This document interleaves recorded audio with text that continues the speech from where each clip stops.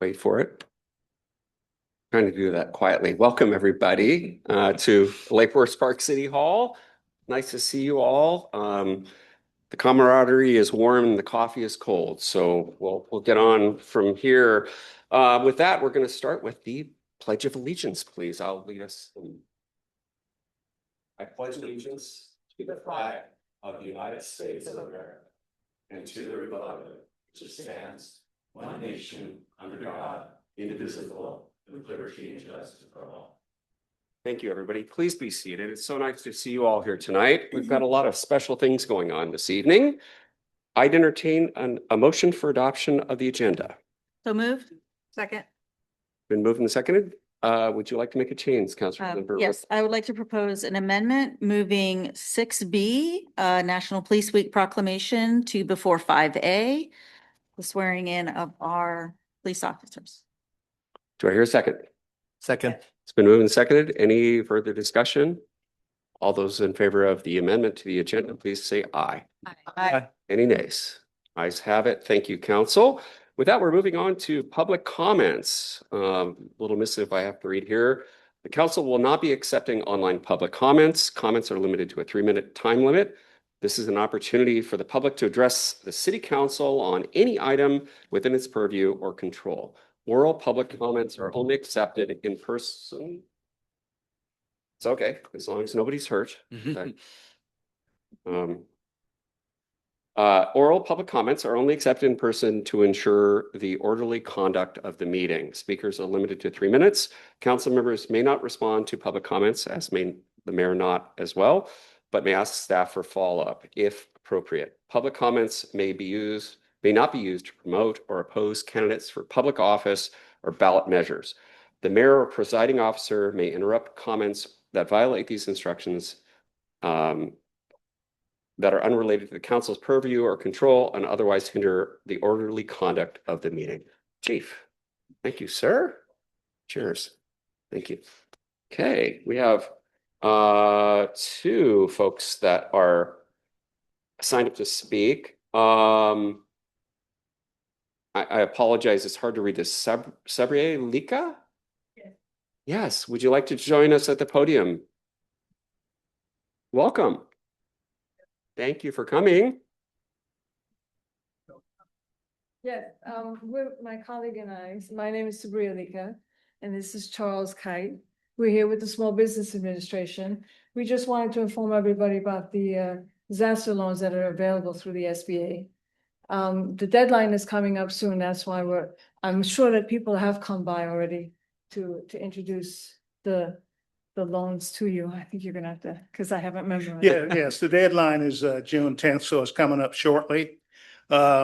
President Trump declared a disaster here due to the storms that took place mid-December. So people that were impacted, businesses can get up to $2 million substantiated by their losses at an interest rate of 4%. Homeowners can get up to $500,000 for physical property or physical damage, $100,000 for personal property at an interest rate of 2.875. And that's 12 months deferred on the interest as well as the payment. Terms can be up to 30 years. We also have relocation, refinance, and mitigation with that as well. I also wanted to point out, because a lot of people, because of the name SBA, they don't understand that there is coverage for homeowners and also for renters. So, and any property damage that they've had. So they had a lot of flooding. Even their vehicles, if they were flooded, they have an opportunity to recover for that. Any personal property that in the apartment that might have been flooded, they also have an opportunity to recover for that. As you said, the interest rates are very low, and it's kind of like a bridge. Whatever the FEMA might give a grant, always that's better to get the grant. But if it's not covered through the grant, you always have an opportunity to then take these low interest loans. And as my colleague said, there's also mitigation. So if you've had damage to the home, you can then rebuild or build structures to prevent any damage in the future. So it's kind of forward thinking as well. And that's something that maybe FEMA doesn't give you. And these are for losses that are underinsured or not insured at all. Right. Just to reiterate what she stated, we cover businesses, homeowners, renters, nonprofits, and we don't forget about faith-based organizations as well. So we try to cover everyone, a little bit of something for everyone. Well, thank you very much for joining us. We appreciate the information. Some of the information to the clerk, if you want to post it so that everyone knows, or perhaps put it on the website, whatever. As we said, the deadline is coming in June for Okay. the damage, and then also January is for any economic damage that businesses might have incurred. And we're at 2 minutes and 59 seconds, so. You can sing a song if you like. We love that. Thank you so much for coming. We appreciate the information. Thank you again. Moving on, Sarah Phillips, please join us at the podium.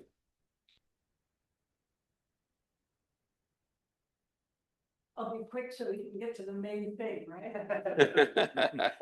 The support of our police department, hooray. My name's Sarah Phillips. I'm here on behalf of the steering committee of the town hall committee, and I just wanted to remind you it's being hosted by the Lake Forest Park Rotary, Third Place Commons, the Lake Forest Park Climate Hub, and the Stewardship Foundation. All of those organizations are doing outreach to their particular newsletters and their community to do outreach in order to sort of get as many people as possible to the town hall. And I wanted to thank you all for your participation. I know this is sort of a new thing, a different thing, because you'll all be together. And for us, the objective was, you know, you get up here and you say something profound and important and you guys don't talk. So this is an opportunity for us to say something profound and important and you can comment on it. Sally Yamasaki sent you what we call run of show. We're asking the council members to come at 6:15 so they can meet the moderator. They'll be tabling from 6:30 to 7 from the 4 organizations. If the city wanted to put a table up and put any outreach information they wanted to, they could do that. But essentially the organizational is that we have a moderator whose name is Erica Olson. She's from Kenmore. She does work with nonprofits, and she's on the board of Third Place Commons. So she's sort of outside of Lake Forest Park. And they'll be, we're beginning, the ask is to tell us what you hope to accomplish on the council this year. And then the other piece is sort of one of the things that we noticed was that people don't understand how you work for us regionally. So solid waste groups and sound cities and the Board of Health or other places where you represent us. And so we'd like you to just sort of talk a little bit about the work that you're doing representing us region-wide. And then we're going to have questions and answers. And the way that's going to be structured is we'll have 2 people who are holding the microphones and they're not letting go of the microphones. And their job is to say, what is your question? And the focus will be on questions, so people get a chance to question. It will be a test of the moderator to figure out how to field those questions.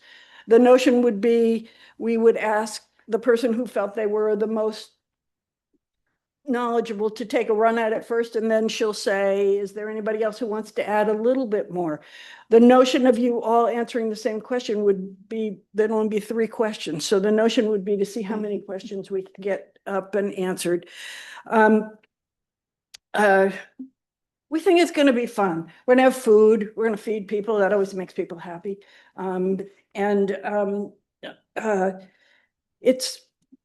It's intended to be a way for us to have a conversation about the hopes and dreams for Lake Forest Park. So I really want to thank you for your participation and joining us on this. I think it'll be fun. It'll be interesting no matter what. Fair enough. Thank you so much, Sarah. Appreciate it. Since this is actually technically a city council meeting coming up, I can actually speak to this, reminder council, that it will be, there's a quorum there. We will be convening it as a city council meeting, standard public disclosure requirements and Open Public Meeting Act requirements apply. So we want to have some fun and really enjoy the conversation with the community. We really deeply thank our hosts, the Rotary for sponsoring, and also Sarah and Sally for putting this together.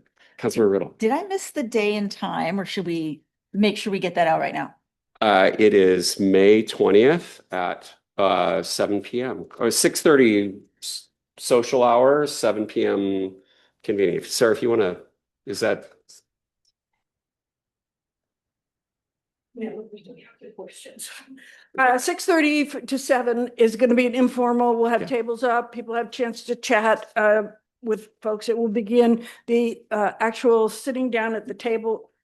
We're not having tables. We're going to bring those blue chairs up. We're going to try and make it look like a living room as much as we can. And then it'll begin at 7 and it'll go till 8:30. And then again, while there's a breakdown, we have to be out by 9, but you're welcome to stay and continue informal conversations. And that's Wednesday, May Wednesday. 20th, correct? Yes, Wednesday the 20th. You're all invited. Thank you, Sarah. Really appreciate it. Y'all wear your sunscreen because those lights are bright on the stage. With that, those are the only two folks we have signed up for public comment. Is there anyone else in the council chambers that want to make public comment? We have lots of residents here. No one. Going once, going twice. Okay, I'm going to close public comment gently. And we will move on to the proclamation recognizing May 11th through 17th as National Police Week and May 15th as Peace Officers Memorial Day. Councilmember Riddle. And thank you for letting me move this up so we can have it before we have our swearing is in. With so many officers here, I want to make sure you all heard. So National Police Week. Whereas in 1962, Congress and the President of the United States signed a proclamation which designated May 15 as Peace Officer Memorial Day, and the week in which that date falls is Police Week. And whereas members of law enforcement recognize their duty to serve the citizens of the city of Lake Forest Park by safeguarding life and property, by protecting them against violence and disorder, and by protecting the innocent against deception and the weak against oppression or intimidation. And whereas during Law Enforcement Week and throughout the year, the Lake Forest Park City Council recognizes and appreciates the critical contributions and sacrifices made by members of law enforcement at all levels and honors their courage and dedication. And whereas the dedicated men and women of the Lake Forest Park Police Department provide this vital public service day and night, enforcing the law and safeguarding the lives, property, rights, and freedom of every community member.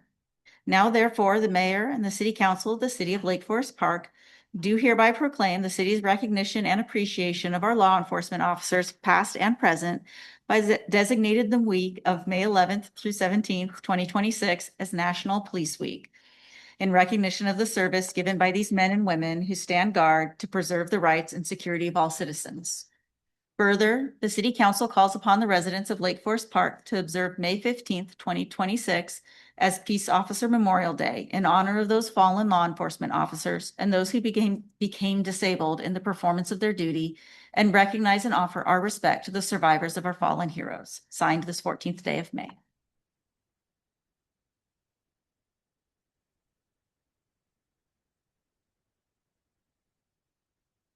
Well, I'd love to thank you for all attending tonight. This is, sometimes I've been doing this this is my 16th year. Some of these folks have been up here quite a while, but sometimes it's not, it's a thankless job sometimes, but this is the fun part. This is the happy part when we get to have new members join our police department. And we're really, really excited about that. Chief Harden, you have the floor, sir. All right. Thank you, Councilmember Riddle, for reading that. That's very, very kind of you. So tonight, I'm excited. This will be the last time I get to do this. So we're making a little bit of a party on this.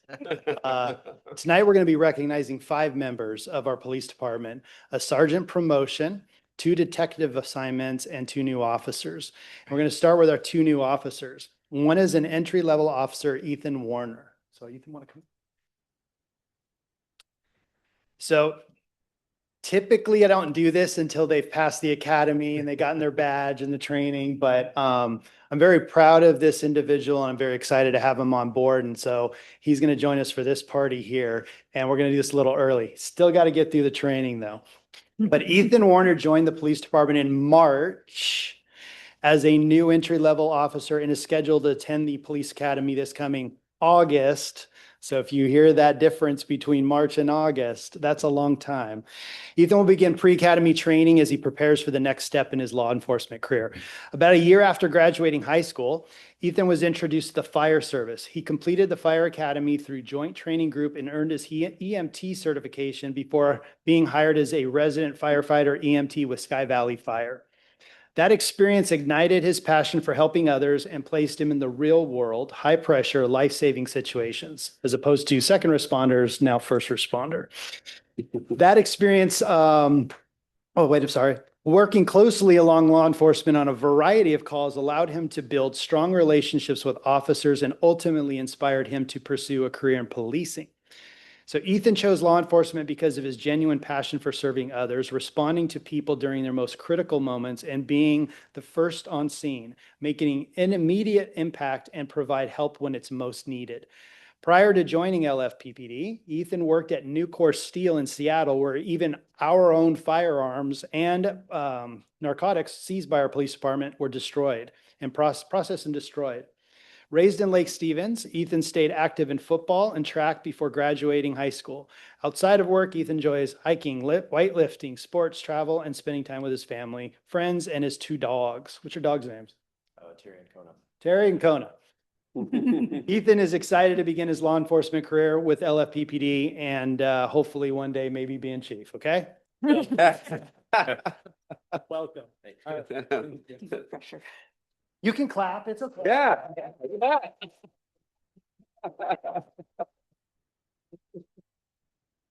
All right, next up is we have another officer, but this time is an exceptional applicant hire as she has already attended the police academy, Natalie Alvarado-Lopez.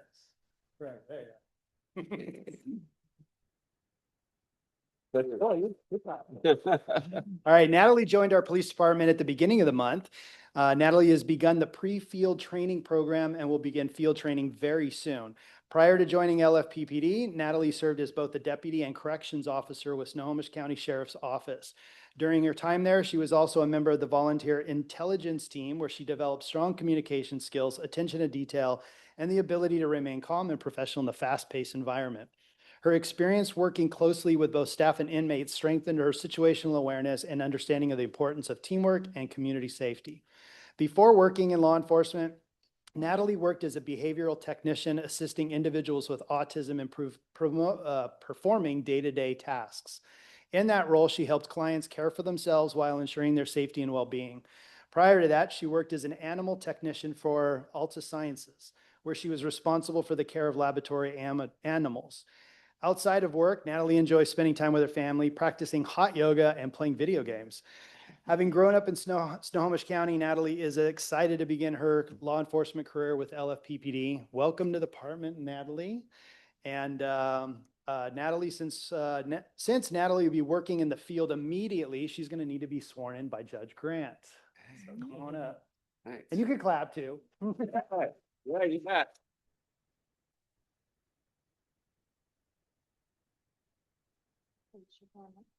Right, can you raise your right hand? State your name.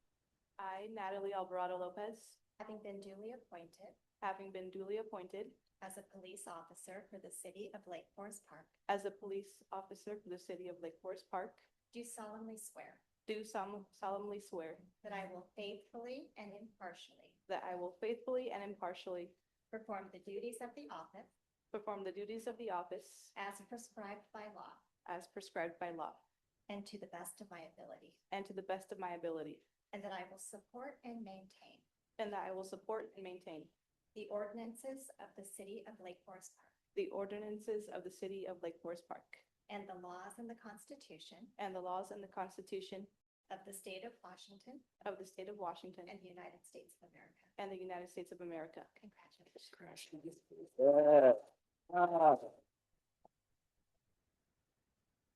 All right, and now Dad has a duty. Where's Dad? There you are. Come on up Yeah. here. This is for you, Natalie. This is one of our police coins. And Dad's gonna put the badge on it. There you go. You guys got a picture?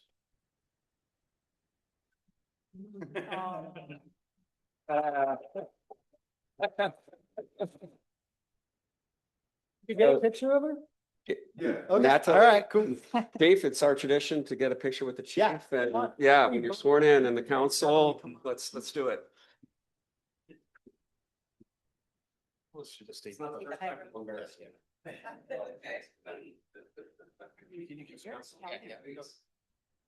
We just need to punch. He's still too tall. I know.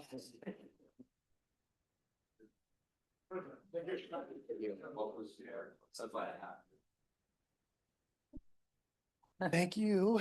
Okay.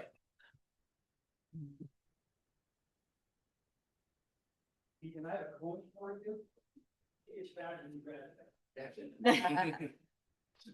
I apologize to the chief for not mentioning the promotions here. Yeah, Working on that. but yeah.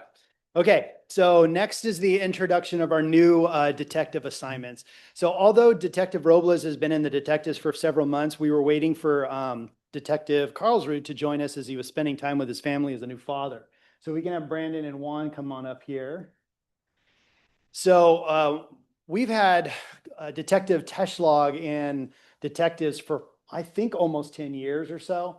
And then we went for a period where there was only one detective. Finally, we have now gotten two settled in detectives, and they're already rocking it. So Detective Juan Robles, he was born and raised in San Juan and proudly carries his Puerto Rican roots and heritage while embracing the life of the beautiful Pacific Northwest. Before joining Lake Forest Park, Juan spent 15 years at Seattle Children's Hospital, where he focused on acute behavioral health, nonviolent crisis intervention, emergency response training for mass casualty events, and crime prevention through environmental design. During that time, he developed a passion for solving socially complex problems and became a trusted liaison between families and care providers during times of conflict and crisis. Following the tragic line of duty death of his close friend, Diego Moreno, in 2018, Kent PD, Juan was inspired to pursue a career in law enforcement to continue the kind of service and commitment his friend embodied. After extensive research, he chose Lake Forest Park because of the strong commitment to community partnerships and quality of service.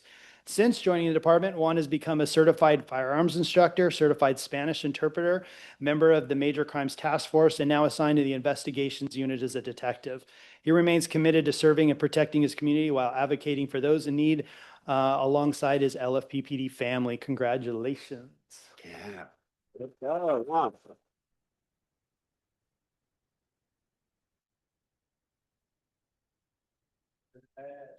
Detective Juan there. All right. And Detective Brandon Carlsrud has been serving the Lake Forest Park community for the past 5 years with over 8 years in law enforcement. He holds a bachelor's degree in criminal justice and is a certified instructor in EVOC, which is our high speed and low speed emergency driving, a major advocate and trainer in the Pepperball system, and instructor in the Star Chase Technology GPS systems for pursuit intervention. He also provides advanced tactical and operation training to our officers. His background also includes service as our last traffic officer with advanced training in collision investigation, investigation unit management and supervision, and a recent leadership development through the Sergeant's Academy. Outside of his professional responsibilities, Brandon is a devoted family man who enjoys spending time with his wife, Erica, and their son, Luke, who is 8 months old. Brandon also remains committed to serving and protecting LFPPD community while advocating for those victims in the cases he works as a detective. So, Right. Yeah.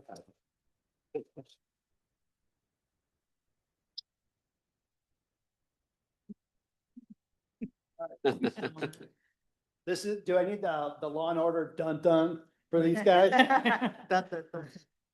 All right, lastly is the promotion of Officer Austin Gutwein to Sergeant. Come on up here. So Austin was introduced to this city council when he was hired. So you all know his compassion for community, charity work, his graciousness he brings to the job. So following a competitive promotional process with 4 Lake Forest Park officers testing, Officer Austin Gutwein earned the #1 ranking and was promoted to sergeant. Austin brings not only years of law enforcement experience with agencies including Seattle and Snoqualmie, but also a remarkable background of service and leadership. He served in a wide range of assignments, including school resource officer, field training officer, detective, and defensive tactics instructor. Austin's steady leadership and genuine gratitude and people-first mindset will be a tremendous asset to this department and the community. I forgot, but there was a handful of letters that each of the officers send in as recommendations from people. Unbelievable, glowing references from the folks that sent them in on everybody, but Austin was quite the standout. Congratulations, Sergeant Gutwein. Since Austin's been promoted to supervisor, he will also need to be sworn in by the judge. There you are. Like Deja. Raise your right.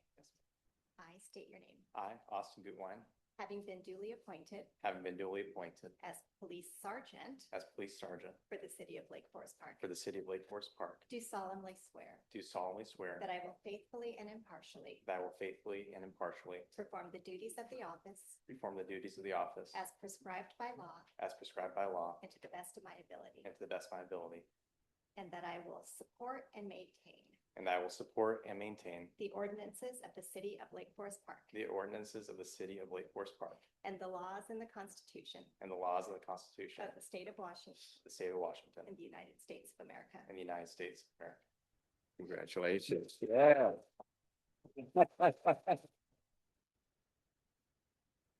All right, now we're gonna have Cooper. Yes. See if Cooper can do this. Do this. Oh.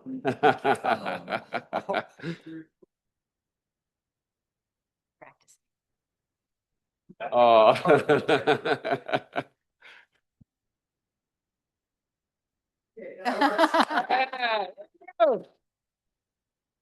Hey,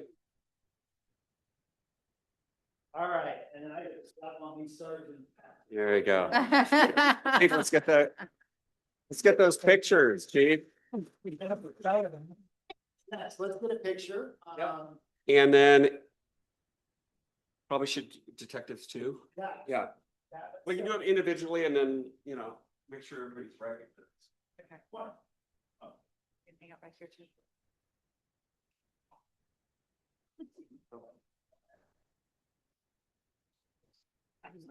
Right on one.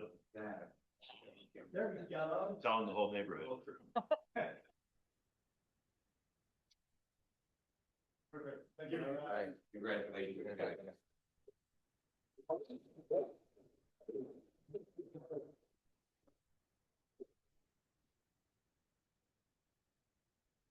Well, thank you, everybody. This is the fun part of our job, so. I just want to say thank you, council. It's been a pleasure to do this over and over again. It's one of I always say the most favorite part of my job is making that phone call to say you're hired with us. And this is the second part that is just amazing to do. So thank you, council. Thank you, Mayor. Yeah, thank you, Chief. Thank you.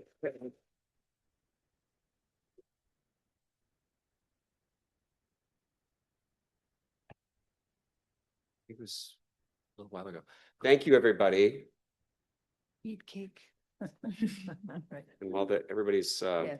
getting sorted here, just want a big shout out to the department about their commitment to community policing. We value their service above everything. It's exemplary. And Chief and the team, Diego, Chief Harden, everybody has done, and Commander Adams have done an amazing job of building a team and a deep bench. So very excited about where we're going here. Okay, give them just a second here. All right, so we are going to move on to King County Regional Homelessness Authority updates with our friends here. So we have Dr. Kinnison and our other friend, I'm sorry, William, is it William or? William. Yeah, very nice to see you both. Thank you for coming tonight. Might give it just a second while it might be a little loud for a second. No, I guess we're good. So welcome, everybody. We really appreciate your coming and giving us an update on what's going on. I know that you have a lot on your mind, and I'm sure the council has some questions, so please dive right in. Thank you. It's a pleasure to be with you all, distinguished council members, Mayor French, and members of the public. We have our dear friend running slides for us today. We can go to the first one. Oh, am I doing it? Okay, just do it. kidding. There we are. Thank you. It actually works. It works. Lovely. Very happy to be here. I was here about a year ago to give an update on KCRHA. A lot has happened in that year, so thankful for you to make the time on your agenda to give you an update on our partnership. As you all know, we have a North King County interlocal agreement in place, which has some funding for severe weather, outreach, and shelter services. We also are going to update you on our forensic evaluation findings, which you may have seen in the news and through other outlets. We have an update on our severe weather response from this winter and our point in time count. This was a point in time count year. We do the point in time count every 2 years in King County, and so have an update on that for you. We also have, I know of great interest to you, is our sub-regional strategy. So how we work with different areas of the county with their own needs and communities. So we have a really exciting update on that as well. And then we'll have time for questions.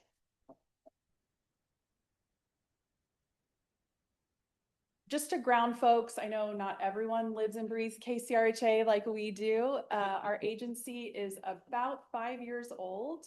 It was formed in 2019 by an interlocal agreement between the city and the county, but the first CEO, which is employee number 1, was hired into 2021.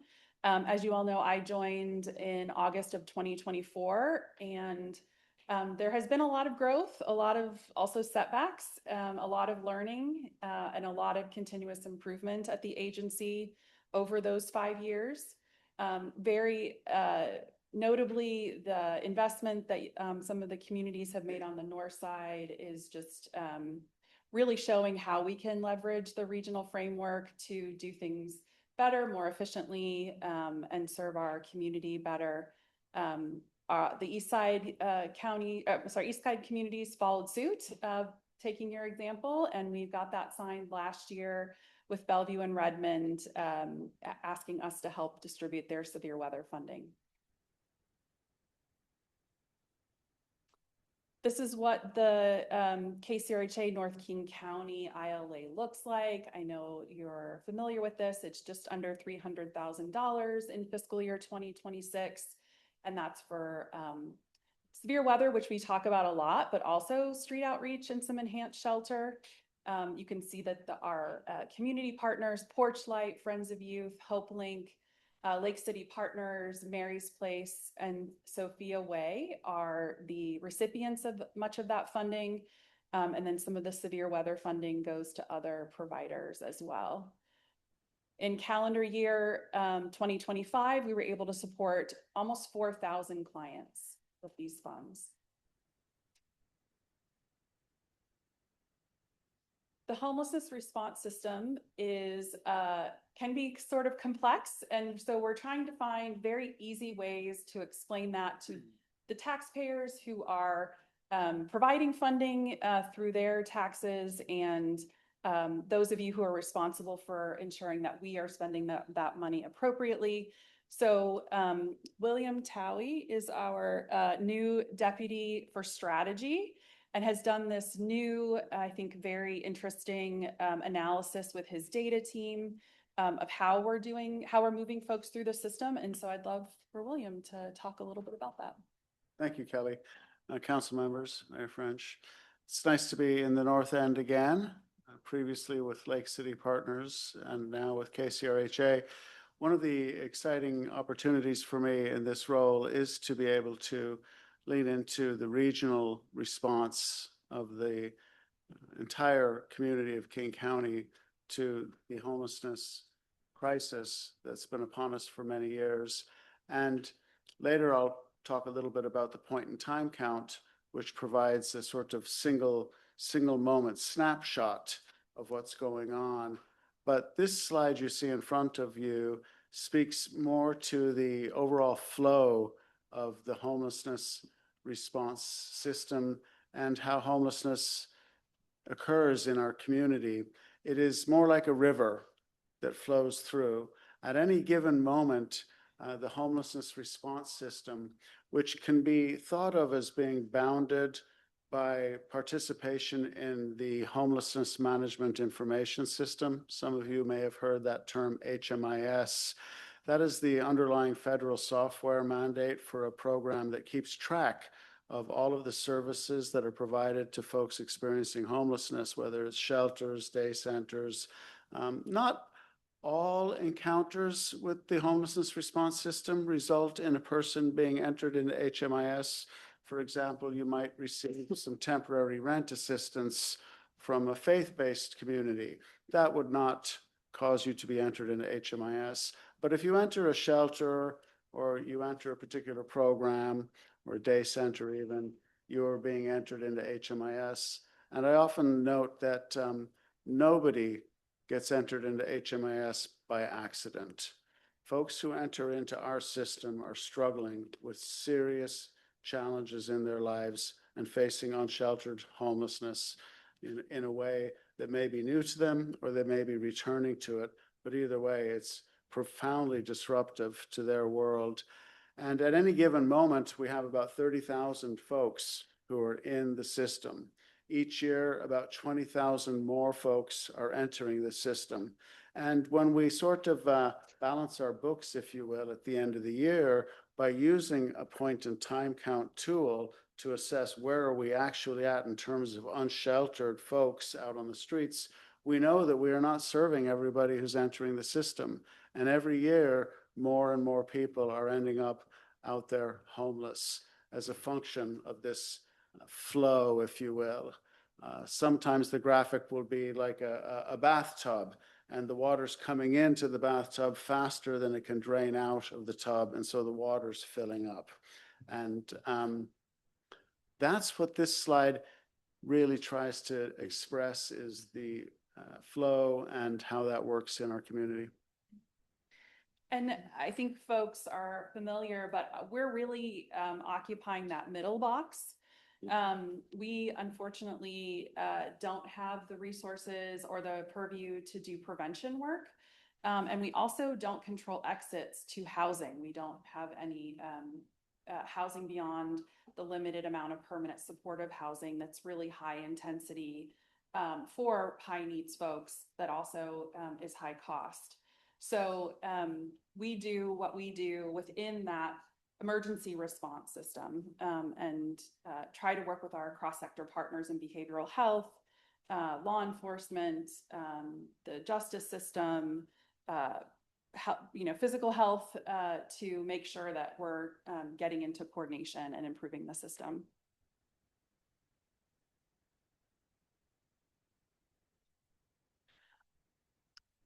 Folks are always interested in how the system is performing. And as Kelly noted, there's real challenges with throughput because the barriers that most of the folks who are experiencing homelessness face are central to economics. Now, there are also large percentages of subpopulations with other co-occurring disorders, such as mental health or substance use disorder, that contribute deeply to their condition. But the homelessness response system itself is heavily oversubscribed. There are 2 to 3 people who are unsheltered for every shelter bed that's available. As a result, our shelter utilization rate is very high. It's not really possible to get much above 95%. That's the maximum efficiency of a shelter. Typically, our annual throughput through the entire system, as the previous slide noted, we have about 20,000 folks coming in and maybe 18,000 folks going out, but that still leaves 1,000 or 2,000 who are accruing into the system. So it's sort of cognitively challenging to make the statement that we're addressing over 90% of the flow, while at the same time, we're still seeing more and more people unsheltered. Also, we have had some real advances in terms of how we've moved the system to what essentially is a single payer system for the 70 plus providers and over 250 contracts that deliver services in the system. Previously, a provider would have a single program that might have funding from 2 or 3 different sources, and you have to report to the different sources, you have to bill an invoice to the different sources, and you have to budget for the different sources. With KCRHA's work over the past few years, it's now operating like a single payer system, and those funds are braided at the back end, which lowers transaction costs across the entire system. It's not super sparkly and bright, but it is incredibly meaningful and important to the overall operation and efficiency of the system. We also have data across over 95% of the system now that's standardized and in place. And that's the performance slide. Do the next one. Yeah. Yeah, okay. I know, yeah. I know folks have been reading a lot recently about the results of a forensic evaluation.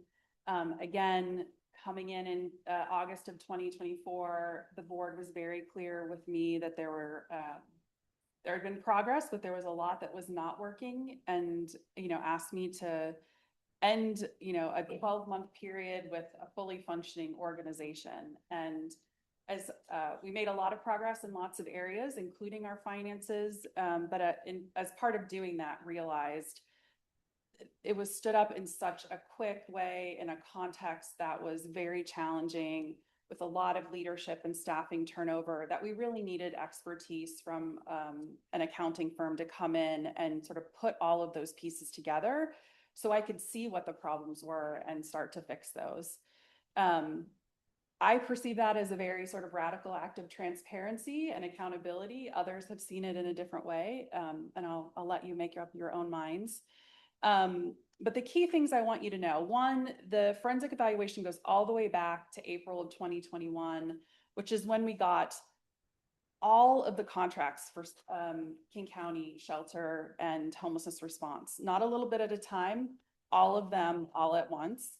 And it went through July 2025. So it ended about a year ago. So there's been quite a lot that we've been doing in the last year or 9 months that we will be sharing as part of our corrective action plan in the coming week or two. Some key points: there was no evidence of fraud or misuse of funds. There are some serious accounting deficiencies and checks and balances that were either happening but not written down, or not happening at all. That's exactly the kind of information that we needed to make the changes that we needed to make. We know that a lot of the findings around reconciliation, so we know that we paid providers because King County pays providers on our behalf, and we get those payments back from them, from their treasury. But then when we went to bill funders, we suspect that there were some times where that did not happen in those early years when systems were quite chaotic. And so that is the piece of you've heard in the media, like 8 million, 13 million missing. It's not missing. It went to Homelessness Services, but we didn't collect it to pay ourselves back. And so that is obviously a big problem, and we need to address it and are working very diligently on that. There were some high-risk areas related to cash equivalents. And so those are things like purchase cards, or our company credit card, if you will, employee reimbursements, gift cards. All of those are pretty nominal year to year, but when you look over the course of our time, absolutely you have to have practices to make sure that those are not being abused. Again, we found no evidence that they were in our analysis, and Clark Newber found no evidence that they were in our analysis. But you just can't operate an agency that administers public funds without having those things in place. So immediately upon identifying some of those gaps, we were able to put those in place or begin outlining those for the board. Again, we've made a lot of progress in some of these really important assets at KCRHA. So you heard about our data system with the Homelessness Management Information System. We have one of 2 ombuds offices in the country for homelessness services, and that is a really important way that our community holds providers accountable for equitable ways of doing business, and also ethical ways of doing business. So moving forward, we are working on that reconciliation that I talked about, which is about $8 million that we think we have outstanding from our funders. We did our purchase card controls, our expense approval process. Also, we use gift cards for the point in time count. And for those of you who are in nonprofits, you know that gift cards are so tricky. And we've really limited them to, you know, must use situations. But we've had good protocols there, but they weren't written down, I think, largely. So have that all written down now. And we're working with the city and county in, you know, very close touch to develop this corrective action plan that is due to them on the 23rd. That will outline steps to be taken and sort of choice points that may need to be made. But it'll be a community engaged process with all of our partners, we expect, as we look at how we can improve and what our current status is in 2026, which is not exactly how it's represented in the evaluation, but could certainly use improvement as always. Winter severe weather response. Sure. So I would imagine many of you are familiar with the winter shelter efforts that go on in our community. The severe weather response closest to this work here is in St. Dunstan's, and it is the North King County ILA severe weather response. And you can see some of the statistics and dates there. One of the things that some of you may have heard me speak about before is the combination of two types of winter weather response. Severe weather is very useful, and it's when it just certainly turns to a certain temperature. And at that point, there's emergency activation of shelter space for however long the weather stays that way. And that's a useful intervention and a helpful intervention, but it's not always an ideal intervention because it's hard to communicate when it's open, when it's not open. Folks may or may not want to actually go participate because they may have to leave their belongings where they are currently and go to the overnight. So increasingly, we are deploying seasonal winter shelter. Some of you may have remember it was more popular in the past where there would be a rotating winter shelter that would move between churches and faith communities in the neighborhood. It's kind of like that, so that for a period of time during the winter, folks know that shelter is available and they can count on it and they can kind of rearrange their life activities to take advantage of that. But we are certainly excited about St. Dunstan's. There have been some conversations with the staff members from the municipalities of the North King County ILA around a seasonal shelter option for the coming season. So we're keeping our fingers crossed. We hope that that will be something we can deploy. Yeah. Point in time count. So again, many folks may be familiar with the idea of the point in time count. It's been a practice around homelessness for quite a long time, probably 15 years or longer. And oftentimes it is something that is conducted by volunteers and community partners on a single night, and folks will go together and they will literally go out there and kind of do, you know, when you go into Costco, they got the clicker, they're counting you on the way in. They'll go out into community and try and physically count the people that they see there who are unsheltered. And it's always been understood as an inaccurate process. You just aren't going to get everybody with that sort of an approach. But if you do the same thing repeatedly over the course of several years, you'll at least see a trend. You'll get an idea of what's going on there. And most typically, it's deployed all over the country. It's a requirement of the federal HUD funding for homelessness response. But typically, for most communities, it's something that can be accomplished in the manner I just described. But for the big five, of which we are a member in this region, homelessness shows up really differently. It's at a scale that's substantially different than most of the other communities. And the cities like ours that have 5, 10, 12, 16, 18, 20,000 individuals out there, it is not a sufficient process to try and get some volunteers to go out there and try and count them all. It just is, it's ineffective. So there's a different process. It's called respondent-driven sampling.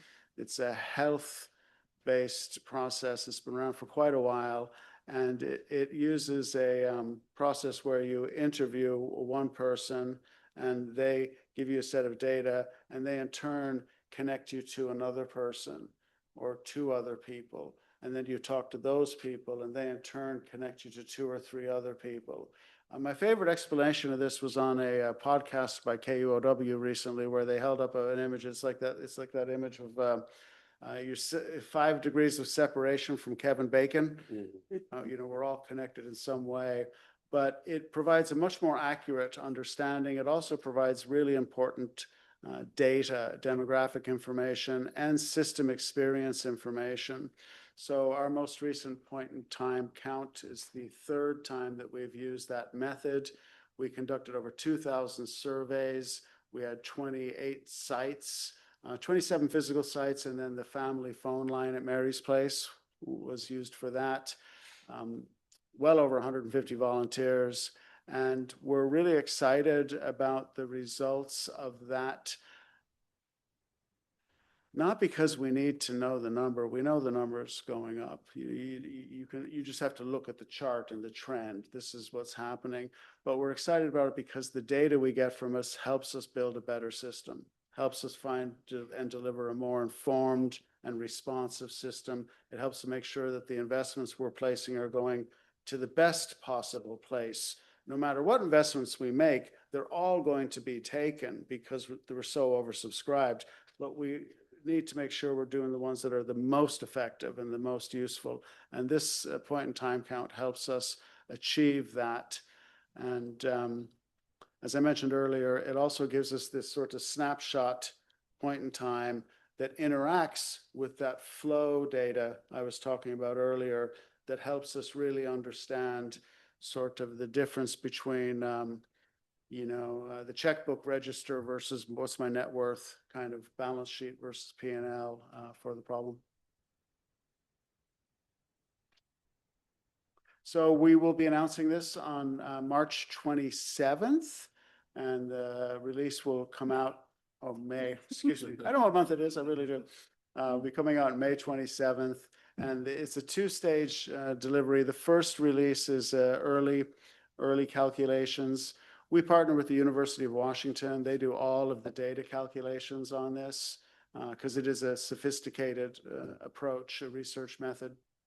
And that will come out, and then somewhere in the,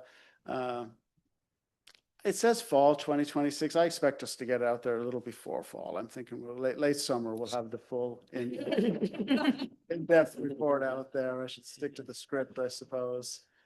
We do have some focus groups with our providers and others pre-release so that everybody gets a chance to really lean into the results. And again, not so much around the top line number, but around the details and the particulars about how the system's functioning in different areas. For example, we know that there was a significant decrease in household shelter recently.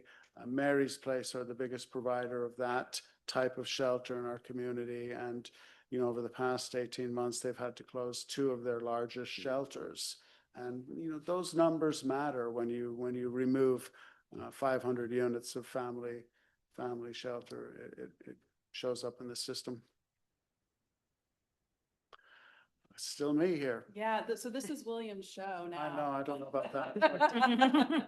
So, people say, why do we have a regional homelessness authority? The reason the Regional Homelessness Authority is important is because when you have problems like homelessness, which are not to be too policy wonky, but deeply entrenched, persistent cross-sector problems at population scale that persist over a long timeline, healthcare, education, behavioral health, homelessness. The approach to resolving them or helping grapple with them centers around a regional approach that helps the very many different organizations who are working independently, following their own lines of business in that space, also work in a collaborative manner across the space. And to accomplish that, you need a backbone organization. And we are the regional backbone organization for the homelessness response system. It means that the response is better coordinated, less fragmented. You can try and get everybody aligned around key important missions.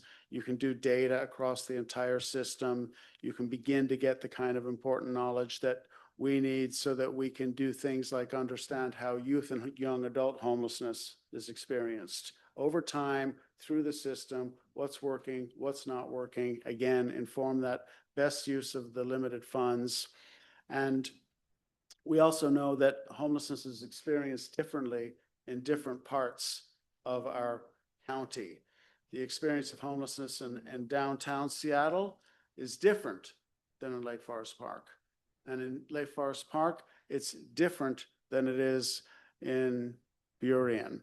And so while we understand a regional plan of seeking to have a core services baseline so that no matter where anybody is experiencing homelessness, hopefully nearby, within a reasonable distance, they have access to, 4 or 5 different types of services, a day center, a shelter, maybe some permanent supportive housing, housing assistance to help them find a way back out into housing, or other related services that would be important. Now, some places need more of one type, other places need less of one type and more of another. For example, on the east side, there's a lot of safe parking lots. That seems to be a really useful intervention for the east side region. And in the south end, there's less of that. In the south end, there might be more tiny home villages. So it really is, it's about understanding that we have a regional plan, but we are able to tailor that to the specific needs of the subregions. And so for the North King County subregion, it's an interesting subregion actually, because it's kind of narrow across the top of the county line. And, homelessness doesn't, I used to work over with Lake City Partners on Aurora, and we would note that, homelessness doesn't really care which side of 145th it's on, right? It moves up and down. So that's that one.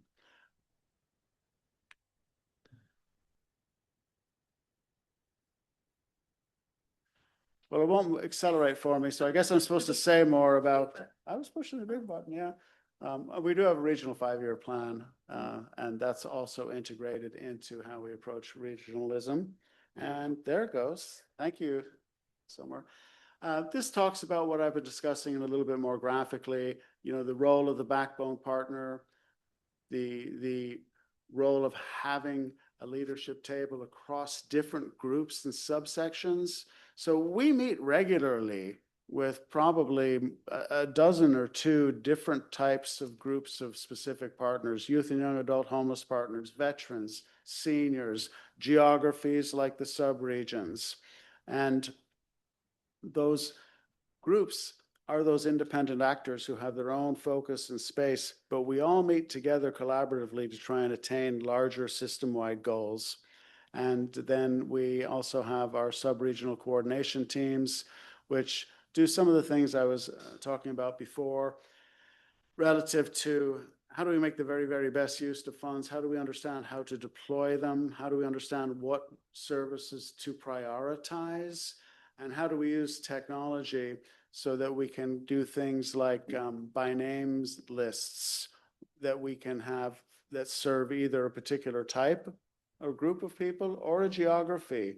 And how do we understand things like case conferencing so that we can really solve for different areas? You'll have seen some of the success in this North End area, where it's a subregion that's small enough where particular outreach services that you all contribute to are being able to be delivered in very specific ways to specific geographies and have meaningful and important outcomes and results. And here's an example of that core services baseline that I was talking about earlier. And just seeing if there's anything on there I haven't spoken about. I don't think so. Well, it's got my contact name there. You're welcome to reach out anytime. There we go. Happy to take questions, go into more detail on anything that's of interest. Well, thank you very much, Dr. Kinnison and Mr. Towie. We appreciate your time here. Colleagues, questions? Councilmember Riddle. Thank you for your time and coming. I had a couple of questions around pages 9 and 10. Page 9 being the North King County ILA dollars and how much as a North King County we've put into the system. And I'm trying to understand a bit about the financial sort of issues you were finding. And it sounded like money was given to providers, but not collected by funders. And I imagine in this that we are the funders. Have you had a time to identify if there's any specific impact to that you haven't collected from the North King County, ILA? Is that something that you've had time to look into? Is that still part of your forensic kind of moving forward? Yeah, appreciate the question, Councilmember Riddle. We do not see any interaction with our North King County ILA in this matter. The $8 million reconciliation it's also important to know, like, it's not quite as simple as it just wasn't collected. These are accounting records spread over 2 or 3 years. And so in some cases, the funds may not have been recorded properly in the system. And it's a little bit of detective work to go back in time and actually make the updated journal entry to resolve the receivable. But directly to your question, no, we do not see any interaction with the North King County ILA. Perfect. Second question, if I may. Please go ahead. And then on page 10, you've got that beautiful coming into the system and out of the system. I understand you're the middle and that's your focus. What kind of data are you able to push or pull from the system coming into the system going out? And is there anything that you've been able to glean that would help those systems understand their impact into and out of yours and maybe where they could improve? Yeah, that's a great question. Really appreciate that. This is not just a complicated landscape. It is a complex landscape. And those are two different things and they intersect really tragically. And I want to just note that I can be somewhat clinical and academic in my responses, and it's important to center the human tragedy that's central to all of this. But to your question, yes, absolutely. We know that there are 40,000 seniors in King County who make less than $16,000 a year. Increasingly, they're one of the fastest growing subsets of individuals experiencing homelessness for the first time in their lives in their 50s, 60s, and 70s. And the outcome resolution for those folks is incredibly complex because they are on fixed incomes of $900 or $1,200 a month. And this council could put all of its ingenuity together for weeks and still be stymied as to how you find a housing solution for someone in that case in this county. In other ways, we know that we have chronic issues relative to the behavioral health system and other factors that drive some of the really challenging and deep-seated chronic homelessness that we experience. The data shows a bell curve rather like this, where the vast majority of folks, maybe it's 50, maybe it's 60, maybe it's 70%, the key driver of their unsheltered homelessness is income, pure and simple. But the trailing edges tend to be where you'll see the substance use disorder or the mental health, behavioral health issues. And you can kind of pick those two trailing, you can pick them up and mix them around a little bit and put them back in there because they're often co-occurring. Have you been able to share that data, or do you have an opportunity to share what you've learned out to those other systems, or is that something that you're looking at Every day? Perfect, thank you. Yeah, every day across literally 24 different working groups. This is the work we do, is the backbone. Yeah. Colleagues, questions? Councilmember Good. I have a little bit different question, but I think it's relevant. It's, what are you doing about all of the out-of-state people that come to Seattle or this area to take advantage of all the free services? Because since these programs have been available, we've seen a huge influx of people. And you're right. I think that your numbers are very correct. It shows that a lot of people are coming here because of income. But is there any tracking to out-of-state people that are coming in here just to take advantage of exactly what you have to offer? Because it'll never stop. It'll always overfill. Yeah, no, I appreciate that question. It's an important one, and we have excellent data on that. And again, it's complicated and complex. Some of the attributes around what you're describing, we don't have data on in terms of people's motivations or reasons. But we do know that the data supports a lot of different narratives. And so, for example, if you look solely at the data of people who are unsheltered in Seattle metro area, a majority of them will share that they did not become unsheltered in Seattle. But if you look at the same data for King County, over 70% of the folks who are unsheltered in King County became unsheltered in King County.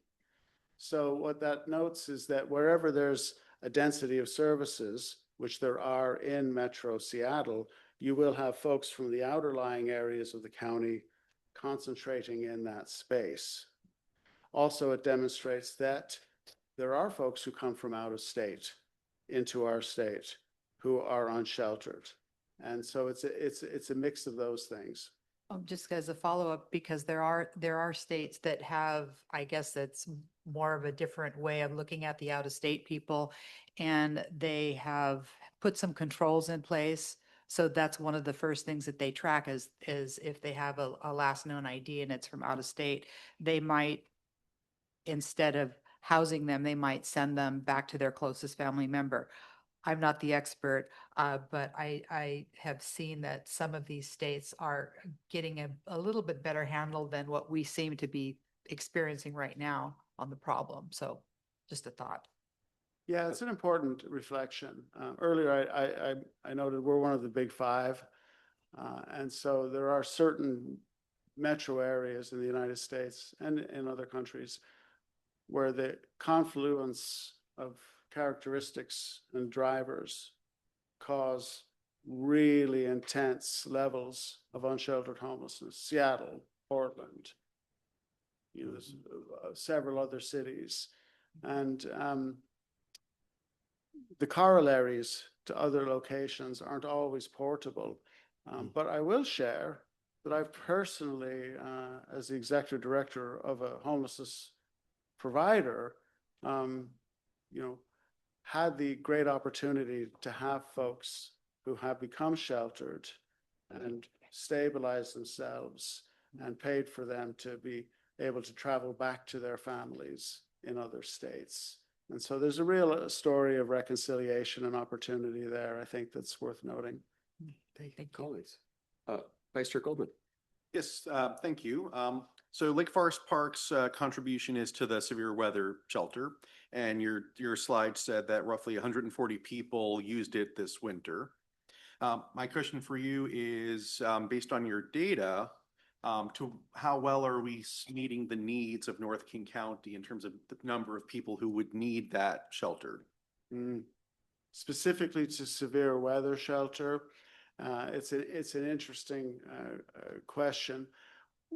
We know that we need more shelter generally, and we know that we need more shelter specifically, and we know that we need more types of shelter at certain times. The data we see from interventions like the one you generously fund at St. Dunstan's is that they tend to get utilized heavily, particularly for severe weather, because of course it's horrible to be outside when it's in those conditions. And so they get uptake there. It's hard for us to know what the upper end of the demand is when we don't get the chance to explore it.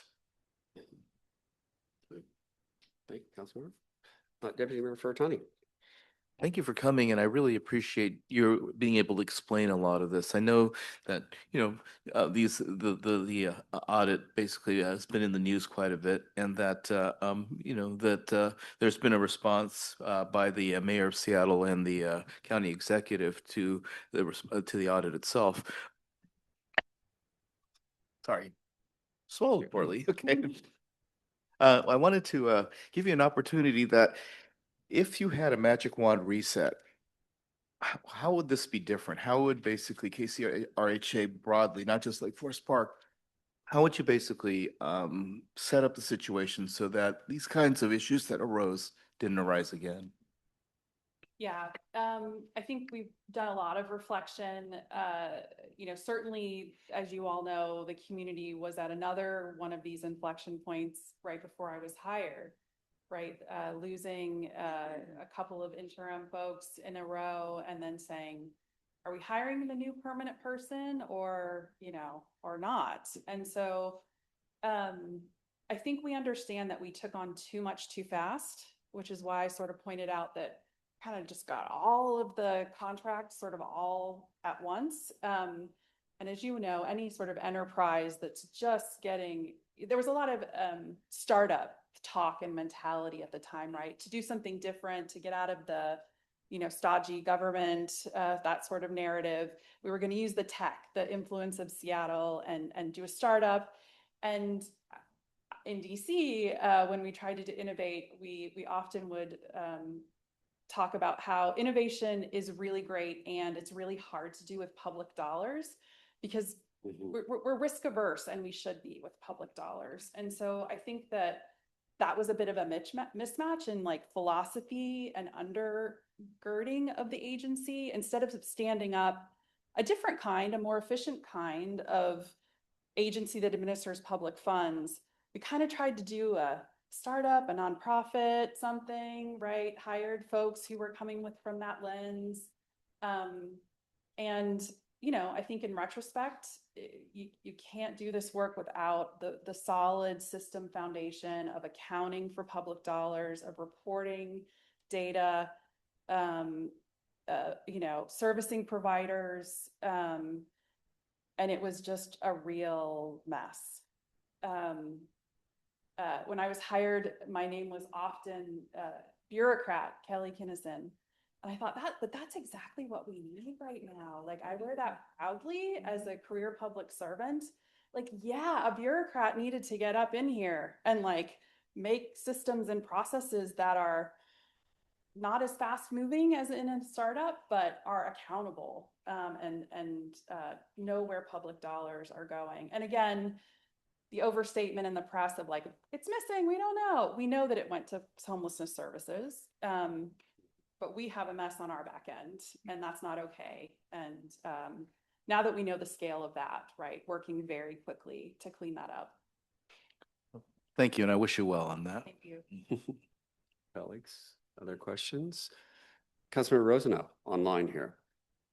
Hi, and yeah, I want to echo the thanks that my colleagues have all given. I think that the regionalism and pulling together resources for this crisis is really essential, and KCRHA has played such an important role, and glad to have you here. I read through the reports and my background in nonprofit, there was parts of me having me pull my hair out a little bit over just the idea of not having someone on hand who had that accounting background, and the way that the report talks about funds getting intermingled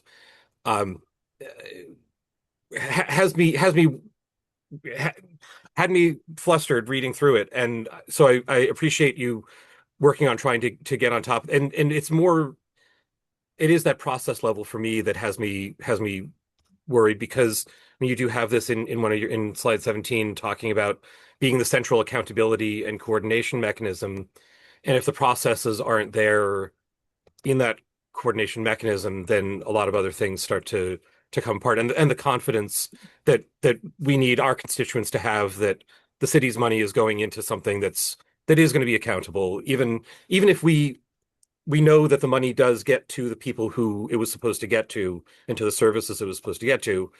if there's money that's being tracked in Excel spreadsheets and not in accounting systems, it's a lot harder to bring that back to the community. And I think you've talked about that. I just happy to, if you want to respond, mostly just planting that flag. No, absolutely. We're on the same page. I don't know, William, if you have anything to expound on there. It resonates for me as a former executive director of a nonprofit myself, and as a 30-year business executive of large scale technology companies. I loved the magic wand question, by the way. I have some clear answers to that. But it is a complicated back-end financial system, but it's not anything that hasn't been done before. What the magic wand would be to have had somebody in the beginning who understood that and knew how to put the correct framework in place. Unfortunately, that was not the case. And then it was compounded by some other poor systems choices that doubled down on that to some degree. So from my perspective, and yes, we do use spreadsheets, and we do use smart sheets, and we do use Salesforce, and we do use NetSuite, and we have a lot of tools and capabilities and capacities. But the key missing part was that opportunity for somebody with significant and notable experience and expertise of the kind of financial accounting systems and practices that would be needed was not present when it was formed. And so that's the opportunity today. Now, we don't have to reinvent anything. We just have to get the right set of frameworks and tools in place. For sure. And then I wanted to, I can't see if there are other hands up in the room. I don't want to step on anyone. I sometimes when I'm on Zoom, I interrupt. But I'm new on the council, so maybe I could have asked this a year ago when you presented last time. But there was a report from a local newsletter looking at a year ago, last April, looking at the number of beds available in North King County compared to the rest. And it was from an average of around 2.1 across the KCRHA region. It was about 9.6 in North King County. And I wonder if you have any more recent data on that, or a sense of whether those numbers are trending in any different direction over the last year or so.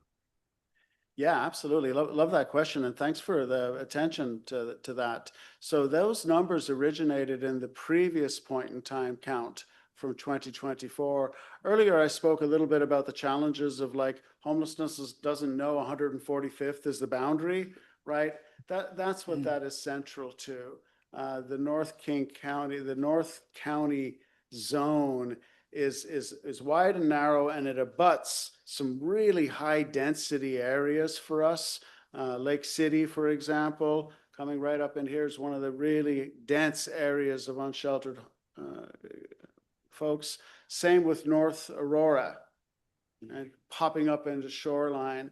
So we have asked the University of Washington, and we've taken some different steps for our analysis this time around, because we believe that number was overweighted in 2024 to some degree. So we're paying more focus on that. And then also we had more physical locations for collecting the surveys this year. We went from like 17 to 25. So we think that's going to give us a little bit more geographical confidence. I could talk a little bit more, but then it really gets down the academic sinkhole. Well, I've spent some of my career in that area, so sometime over a cup of coffee, perhaps, but not here. I did also want to ask some of the earlier questions had me think about this. There was a story yesterday or today about the possibility of the city of Seattle declaring a crisis over LGBTQ, essentially refugees coming from other states. And I wondered if there's anything in your data that might speak to that. I certainly know that the statistics on LGBTQ populations in general, and trans especially, disproportionate representation nationally, at least in the unhoused populations. I wonder if you have data on that in KCRHA. I appreciate the question. One of the advantages of the respondent-driven sampling is that we do have richer data across the effort than one would get from just merely going out and counting people. I do not have any data top of my head that would be responsive to that, but I would look to our full data report release in early fall that may have the ability finally to start breaking out some of those numbers. I spoke earlier about getting more responses and more sites out there. This will be the first year that we will have data on pets. Because, you know, it may feel humorous, but a lot of our unsheltered folks have pets, dogs, and it's a real thing. And so it was sort of anecdotally, I was surprised when one of our data team actually mentioned to me, said, I think we got enough responses with dogs. We'll actually be able to have a data point on it. And I thought, oh, okay. And I would add to that, for about a year, we've been working with the Youth and Young Adult Collaborative, which is made up of a group of youth and young adult providers who've organized into sort of that kind of collective action network that William was talking about in our collective impact framework. And youth who are now and have recently been unhoused are part of that in all facets, as well as philanthropy, supporting some technical assistance, KCRHA, supporting the data pieces, as well as sort of thinking about how, in particular with trans youth and youth who are separated from families, that's, as we know, a big driver of unsheltered, unaccompanied youth who are out in our communities. And so we're really trying to dig into like, what systems do we need to build to serve those folks particularly better? Because, you know, we do a lot of our system design work for 80% of the people that we see, but we have some really important inequities that we need to also pay attention to. And so that sort of deeper long-term engagement that's driven by the providers and by the youth themselves is a really important part of sort of how we capture those kinds of populations that need something different than everyone else may. Okay. Thank you. Thanks. Colleagues, other questions?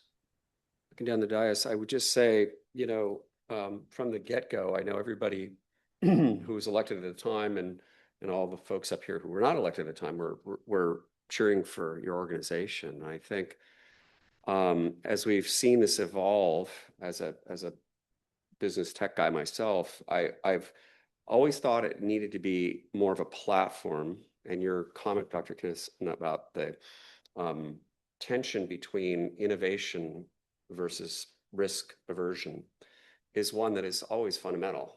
And I think that your predecessors, Mr. Dones and other folks who we were all rooting for, I think the foundation was not put in place for a real system and a platform to help the providers innovate upwards and encourage that innovation and make sure that that foundational system is really in place. And I know everybody, all the electeds I talk to out there in the world are, you know, really believe strongly in the mission. I think it was overly ambitious from the get-go. It was a huge lift. And unfortunately, now we're in this place where there is this challenge of the, you know, social media and the news spinning it up into a place that is probably unfair. At the same time, some things that happened long before you folks were involved are on the table now. And from my perspective, and I know talking to my friends on the board at the Sound Cities Association, that what happens is if this organization doesn't exist, there's a lot of things going to fall through the cracks. We in the North End enjoy, and that's probably the wrong word, we have a very different environment, as you indicated, than some other cities have. And at the same time, we're a region and we have to provide for those needs as a community, broader Puget Sound and beyond. And if the organization stumbles there or fails, there are going to be enormous impacts. And so from my perspective, I really am rooting for you guys, and I really hope you can find the way to move forward and make sure that you can build that platform and the system that encourages the innovation upwards and downwards, both directions with your providers, and the accountability, the fundamental business processes that have to be in place, because I believe it's there. I think you can do it. It's just a question now, there's a lot of angst, and you know better than anybody. And again, we sincerely thank you for coming today. And I know it's not easy to stand up and during these difficult times and talk about it, but it is very instructive for everybody. And I hope people who are out there and watching this later will take it to heart and recognize that there's a real mission here that needs to be accomplished. The path there has not been an easy one, but we'll be behind you and try to find a way to move forward. So thank you very much for your time. Thank you. Okay. All the best. Okay, we got to move on here to, my gosh, proclamation. Dale has been so patient. I think he was going to pull his CO2 cartridge on his life jacket there and eject, but fair enough. So it is my pleasure to read the Safe Boating and Paddling Week proclamation. Whereas on average, 650 people die each year in boating-related accidents in the U.S., with the vast majority of those accidents caused by human error and poor judgment, and not by the boat equipment or environmental factors. And whereas a significant number of boaters who lose their lives by drowning each year would be alive today had they worn a life jacket.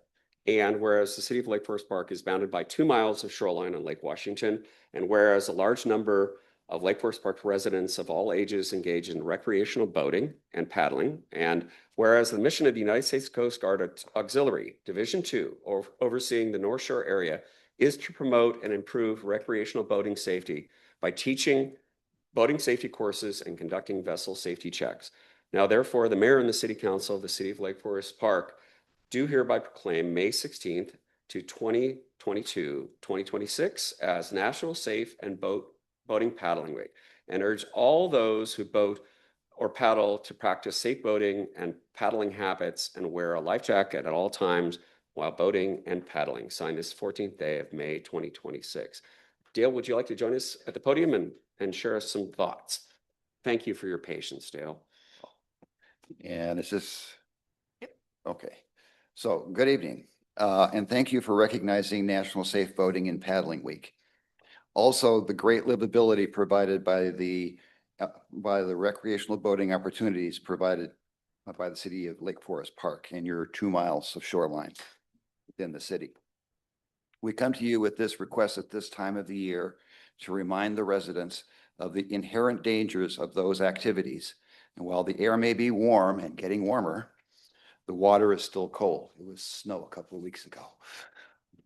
To prevent incidents and preserve life, the Coast Guard has established minimum carriage requirements for all vessels, including paddlecraft. The most important of which is a life jacket. The Coast Guard has established minimum carriage requirements, a life jacket. Okay. I want to thank you to the city of Lake Forest Park for your forward-looking ordinance requiring wear of life jackets on paddlecraft within the city's waterways. Thank you, Mayor French. That is a great step forward towards lowering the likelihood of death and injuries on those vessels, which is now pushing 40% of all deaths and injuries on a national basis. Okay. I would also like to highlight the requirement to carry a sound-producing device on all vessels, including paddlecraft, which can be accomplished by simply attaching a whistle to your life jacket. This can be used to prevent collisions and or to summon help in an emergency. Our efforts in the past decades to educate boating and on safe boating practices and the requirement of a boater education card to operate a motorized vessel has driven the incidents down for those vessels. But the recent increase in uneducated paddlecraft operators has resulted in the continuance of our unacceptable numbers of deaths and injuries and property damage statewide. Hopefully, the residents of Lake Forest Park will hear our message tonight and adopt safe operating procedures to enjoy their recreational boating activities. We look forward to continuing partnering with the City of Lake Forest Park to advance water safety activity or boating organizations within the city. And we're really looking forward to July and your vessels and your safety day coming up. You bet. So, Thank you, Dale. We have a proclamation here to give to you. okay. Signed on behalf of the City of Lake Forest Park and Council itself. All right. Is there an And opportunity? Present that to you. And Opportunity. we do appreciate what you do, and Dale is the master driver of his little. Coastie, Yeah. our little, okay, so, all right. So, thank you so much for doing it. All right. Appreciate your time.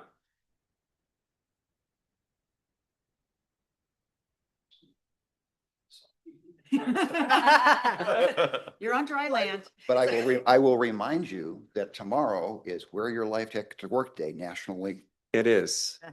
And Dale, just one quick anecdote. I just saw my friend Henry, who I pulled out of the really ice cold water in March of 2021. I just saw him rowing by with his race team. He's going to be an Olympic athlete. I can feel it. He's a great rower. So anyway, those are success stories. The northern, with all of the, what's going on in Kenmore, there's a lot of paddlecraft activity in the northern end of Lake Washington. And Yes. and the first couple of miles of the Sammamish River. Yeah. So, Once again, thank you so much for coming. We'll see you in July. Okay, let's see, where are we? Public Works Week. And that is Deputy Mayor Furtani, please. Really basically a shout out to Director Heaton here. Public Works Week. Whereas public works services provided in our community are an integral part of residents' everyday lives, and whereas the support of understanding and informed residents is vital to the efficient operation of public works systems and programs such as emergency management response, water, sanitary sewers, streets, public buildings, parks, surface water management, and solid waste collection, and whereas the health, safety, and comfort of this community greatly depends on these facilities and services, and whereas the quality and effectiveness of these facilities, as well as their planning, design, and construction, are vitally dependent upon efforts and skill of public works officials, and whereas the efficiency of the qualified and dedicated personnel who staff public works departments is materially influenced by the people's attitude and understanding of the importance of the work they perform. Now, therefore, the Mayor and City Council of the City of Lake Forest Park do hereby proclaim this week of May 17th through 23rd, 2026 as National Public Works Week in the City of Lake Forest Park, and call upon all residents and civic organizations to acquaint themselves with the issues involving in providing our public works and to recognize the contributions that public works officials make every day to our health, safety, comfort, and quality of life. Thank you, Deputy Mayor. Thank you, Public Works. Yeah. Right. Thank you, everybody. I'd entertain a motion for adoption of the consent calendar. So moved. Second. Any questions, comments? Hearing none, it's adopted by unanimous consent. Thank you, Council. We're moving on to Director Hoffman, Resolution 26-2070, authorizing the mayor to sign amendment number 2, AG, okay, this is a mouthful, AG 24026 with a Facet for the Phase 2 Lakefront improvements for design, engineering, environmental review, and permitting project. Director Hoffman. Thank you, Mayor and Council. Mark Hoffman, Community Development Director. Trying to practice not slouching anymore. This is the second presentation of a proposed resolution to amend the Facet design, engineering, and project permitting contract. It was introduced April 23rd. There were no ensuing questions to return with new information. Tonight, we are asking to waive 3 readings. We do have an invoice. It has not been reviewed, so I cannot say that we're going over or that it applies to this resolution. But we are still asking to waive 3 readings and we are available for questions. Colleagues, questions for Director Hoffman or Ms. Roche? That's, excuse me. Deputy Mayor Farratoni. Yes, and thank you for bringing this back to us, Director Hoffman. The question I have is that in the waiving of the 3-touch rule, is this one where it can be put on the consent calendar and it'll still be timely for next meeting, or does it need to be outright approved this meeting? In my opinion, it could be either. You know, we have the need to pay invoices promptly, and so that's my primary goal. But given the meeting schedule, I think we're fine with either. Just a point of order, if it goes to next meeting, it's 3 touches. Yeah. I think that's true. So Okay, I guess it would be on So it's consent. academic. for If you're going to third waive the touch. 3-touch rule, Okay. yeah, it'd be today. Okay, great. So, colleagues, what's your pleasure? Questions for Director Hoffman or Ms. Roche? Hearing none. Deputy Mayor Farratoni. All right, I'd like to move then to wait, do I propose the motion first or do we do the 3-touch rule first? Waive the 3-touch. Actually, it's, well, our new policy, it's in the Gov manual Right. that first we move to open debate. So let's move the motion then. Okay. Okay, so I move that we approve resolution 2070, authorizing the mayor to sign amendment number 2 to AG 24026 with Facet for the phase 2 lakefront improvements for design, engineering, environmental review and permitting project. Okay. It's been moved and seconded to adopt resolution 262070. And so now we Any questions, comments, discussion? Let's wait for any questions or comments first. Okay, hearing none. So actually, I was going to ask the question. Now, Oh, we go nest, for now it. we nest this motion within the next, within the previous one, I right? believe that's correct. All right, so I move that we suspend the 3-touch rule on this motion. For your second. Second. And moved and seconded to waive the 3-touch rule regarding resolution 26-2070. Any questions or comments? Campfire song, anything? Okay. Go for Yeah. it, please. I'll briefly state that again, this is the reason we're waiving the 3-touch rule on this one is it's non-controversial. It is somewhat timely and basically will hopefully advance the lakefront project. So Anyone else? All those in favor of waiving the 3-touch rule on resolution 26-2070, please say aye. Aye. Any nays? The ayes have it. The 3-touch rule has been waived on resolution number 26-2070. Going to the main motion. All those in favor of adoption of resolution with the waiving, resolution 26-2070 with the 3-touch rule waived, please signify by saying aye. aye. Any nays? The ayes have it. Passes unanimously. Thank you very much, colleagues. Thank you. Yes. And just for the record, we will get there in the end. We didn't need to do 3 votes, 2 would have sufficed, but it's fine. Okay.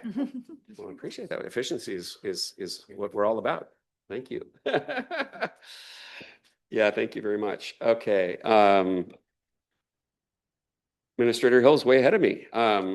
Ordinance 26-1316, amending the 2026 budgeted positions and salary schedule to add a program executive, limited term employee. I like my acronyms, as we all do. Excuse me, Administrator Hill. Thank you, Mayor. And I was just excited to stand up. That's why I got here early. Can't feel my legs either. As we've discussed in the past, we're looking for approval for a limited term employee position through the end of this year, 2026. This came out of discussions, couple things. This came out of discussions in past budget and finance meetings as we've been trying to move capital projects forward at a quicker pace. There was a lot of discussion about bringing on outside project managers to help with that. That then requires the public works director, a lot of oversight. And then when our previous public works director had to step away and become more of a remote position, it gave us a unique opportunity to get the work that we need done by somebody who had been embedded in the city for a year, understood the projects that we've allocated to it. And so Rebecca Dickinson was our former Public Works Director. We kept her on until we hired Ms. Heaton as our new Public Works Director, and then it gave us the opportunity to have this discussion and bring this forward to council. And so Ms. Dickinson is still on the payroll, has been carrying these forward, and we would like to get this memorialized and then have the discussion during the next budget cycle about extending this through 2028. Whether the workload continues through 2028 is a question yet to be answered. Within the agenda cover, you see the projects that are currently assigned to that position. This position would report to the city administrator, but there is a lot of coordination with the community development director, public works director, finance director. But this position has no supervisory duties. And so while she does work directly with a lot of employees, it's not doing any reviews or anything to that nature. And then under the fiscal and policy implications, we've laid out how this differs between the public works director and the program executive. The program executive is about a 5% allocation to the general fund. The rest of it is through other funds, with the majority coming through the traffic safety fund. So I haven't received any questions since the last meeting. So if you have any tonight, stand to answer those. Colleagues, any questions for Administrator Hill? Just to be clear, I was asking for this to be approved tonight, that since there has been no questions, to waive the 3-touch rule. A little out over my skis, I'd like to get this approved. We, in the past, have had, the couple people filling positions for transition, but just like to get this on the books and keep things moving forward. Deputy Mayor Furutani. I have no questions for the city administrator, so I'd like to move ordinance 261316, amending the 2026 budgeted positions and salary schedule to add program executive, limited term employee. Do I hear a second? Second. Thank you. Councilmember, any questions or comments? This is purely procedural, but what we did with the governance manual is, and this is going to be very Robert's rulesy of me right now. Go for it. It takes 3 readings to officially consider a motion, and this is only the second reading. So what we decided is basically we're waiving the 3-touch rule to consider this the 3rd reading. So the first motion we would make is to waive the 3-touch rule to officially open debate. And then we were in debating, and then we actually vote on the motion itself, on the resolution. Okay. Well, I love streamline. 2 steps, much easier than 3. Okay. So should I withdraw my motion then? It's been seconded, is the problem. At this point, it's faster to just plot for. Let's just plot. Yes. Okay. We can Maybe we should muck go on through. Yes. All right. Deputy Mayor Furutani. Okay, so I move to waive the 3-touch rule on this ordinance. You're a second. Second. Ditto. Okay. Ditto seconded. Any questions or comments? Deputy Mayor Furutani. Briefly, the justification for waiving the 3-touch rule is this is non-controversial, and it really does streamline the process that the city is trying to promote in terms of like working on its public works projects. Great. Thank you. All those in favor of waiving? And if I may, Yes. it does appear to have some time sensitivity as well. Yes. Okay. Anyone else? Any other comments? All those in favor of waiving 3-touch rule, please signify by saying aye. Aye. Any Aye. nays? Ayes have it. It passes unanimously. Going to the main motion. Anyone want to speak to the main motion again, or should we move on to the vote? Okay. All those in favor of waiving 3-touch rule and adopting ordinance 261316, please signify by saying aye. Aye. Aye. Any nays? Ayes have it. It passes unanimously. Thank you, council. This Thank is you. one of those unique opportunities for us to keep moving forward with not a lot, very minimal hit to the general fund. So it's a great opportunity, and we thank staff and Ms. Dickinson for being in the mix. Yes, and we're moving on to Director Heaton. Welcome. We're talking about the Transportation Improvement Program for the calendar years 2027 through 32. Welcome. Hi, in the interest of keeping things moving, let's go. Okay, I do have PowerPoint.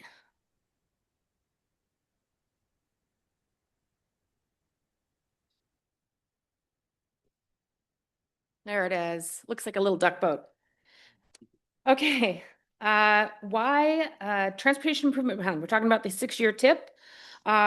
Lake Forest Park faces ever-changing transportation challenges, including aging infrastructure, increasing traffic volumes, and growing need for safe multimodal travel options. A TIP is necessary to prioritize maintenance and upgrades to roads, pathways, and pedestrian facilities to ensure safety and reliability, identify and fund projects that reduce collisions and improve conditions for all users, including pedestrians and cyclists, ensure the transportation network can accommodate population changes while maintaining the city's character and environmental values, position the city to compete for grants and partnerships that can supplement limited local resources, encourage projects that reduce emissions, support transit use, and improve walkability and bikeability.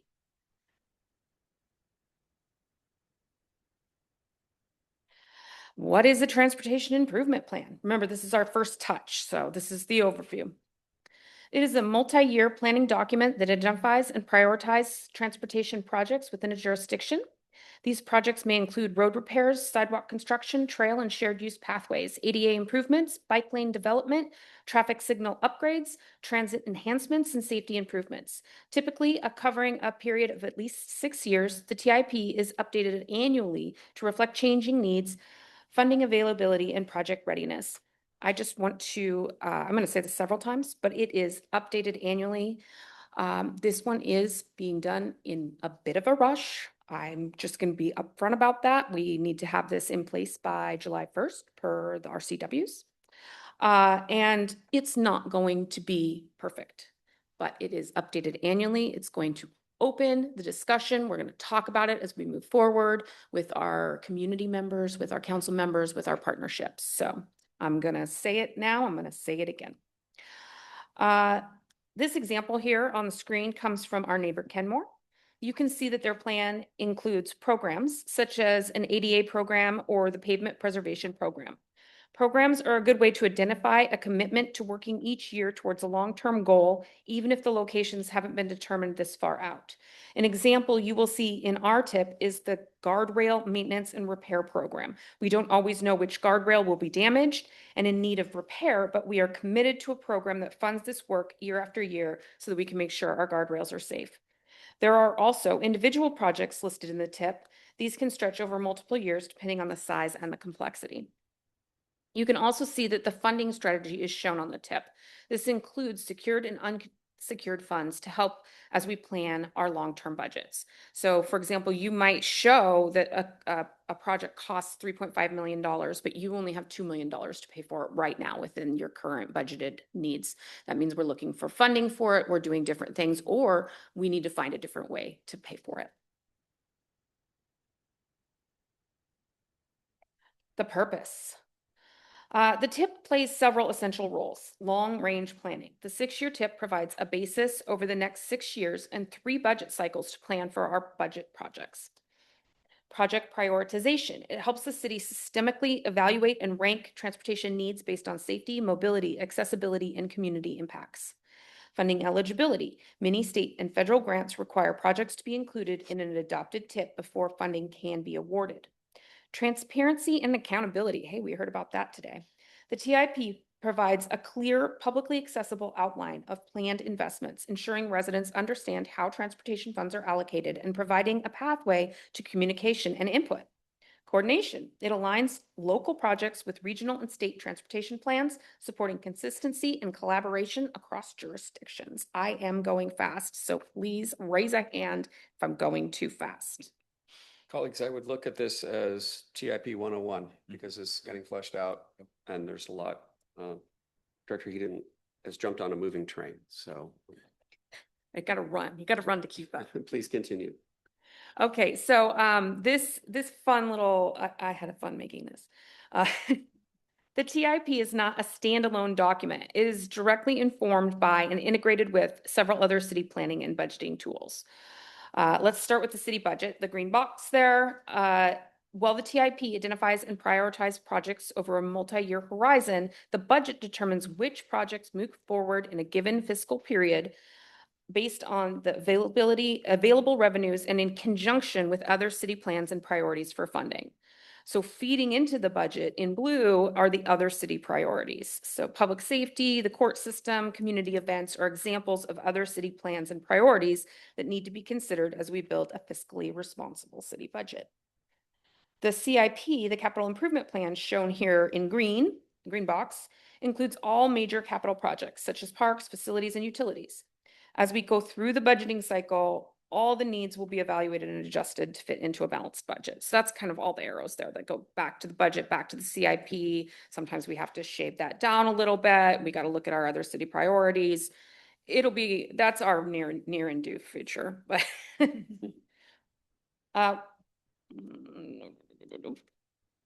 well, the CIP includes all major capital projects.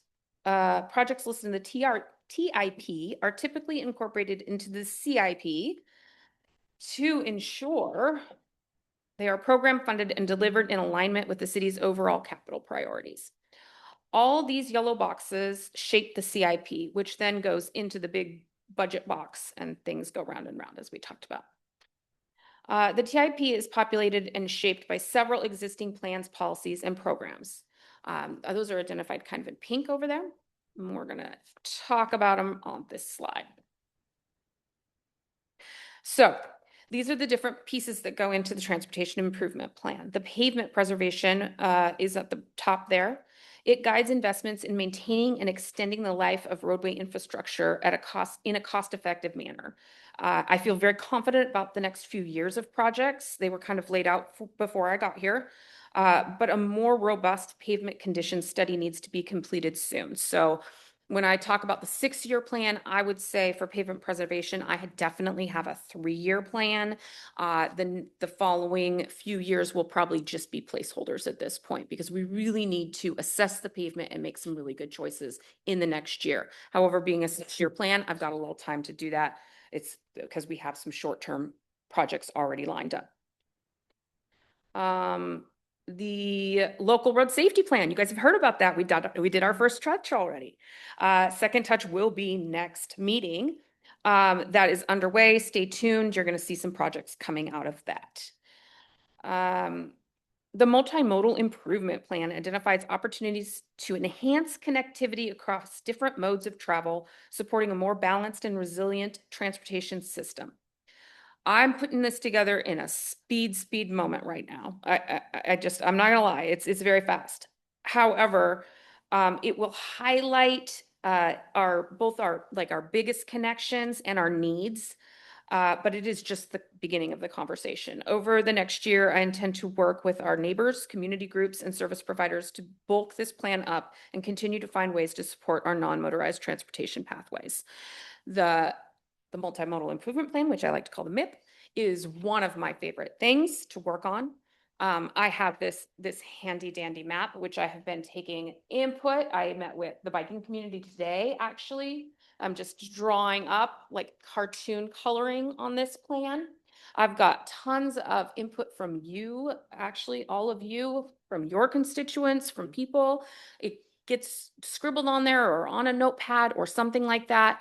Then with the plan, that's when we start to have to really think about prioritization, because we're gonna have so many projects, we cannot do them all at once. So we'll have to think about which ones are the most important. Okay, moving on from the multimodal to the ADA transition plan. It identifies existing barriers to users of all abilities to ensure projects meet the needs of the whole community. There is enough existing data to plan for the next couple of years. Most of the ADA transition plan projects kind of go hand in hand with pavement preservation projects. We end up having to touch the crosswalks or the ramps, which means we have to replace them. So they kind of go hand in hand right now. I will be looking in the next few years to do a more in-depth look at our ADA facilities and what our needs are, so we can kind of expand that outside of just sort of reactive and be a little bit more proactive about our ADA transition plan. But I don't have time to do it this year. Healthy streets. The Healthy Street program promotes active transportation, public health, and community well-being through improved walkability and bikeability within small neighborhood areas. So the groundwork of the Healthy Streets has already been laid. You guys did the resolutions and kind of put it into place. So it's a great program. It's not really built yet, though. So what we're looking to do in 2026 and 2027 is find the right community to be a guinea pig and help us build this program in a manner that really works for our community. A lot of the groundwork, like I said, has already been done, but now it's time to put it into action. So I'm pretty excited about that. But when you see the TIP, it's probably not going to have specific neighborhoods listed for healthy streets. It's just going to say healthy streets, neighborhood 1, 2, 3, 4, 5. And then we will fill those locations in as we move forward. I'm hoping to have number 1 on there before we get going, and maybe 2, but I don't want to get anybody's hopes up if it turns out the whole community is not behind it. Okay, so then Complete Streets is the next one. The existing Complete Streets initiative ensures that transportation projects safely accommodate all users, including pedestrians, bicyclists, transit riders, and drivers. This program needs to coordinate with the MIP, and the two will be closely connected moving forward.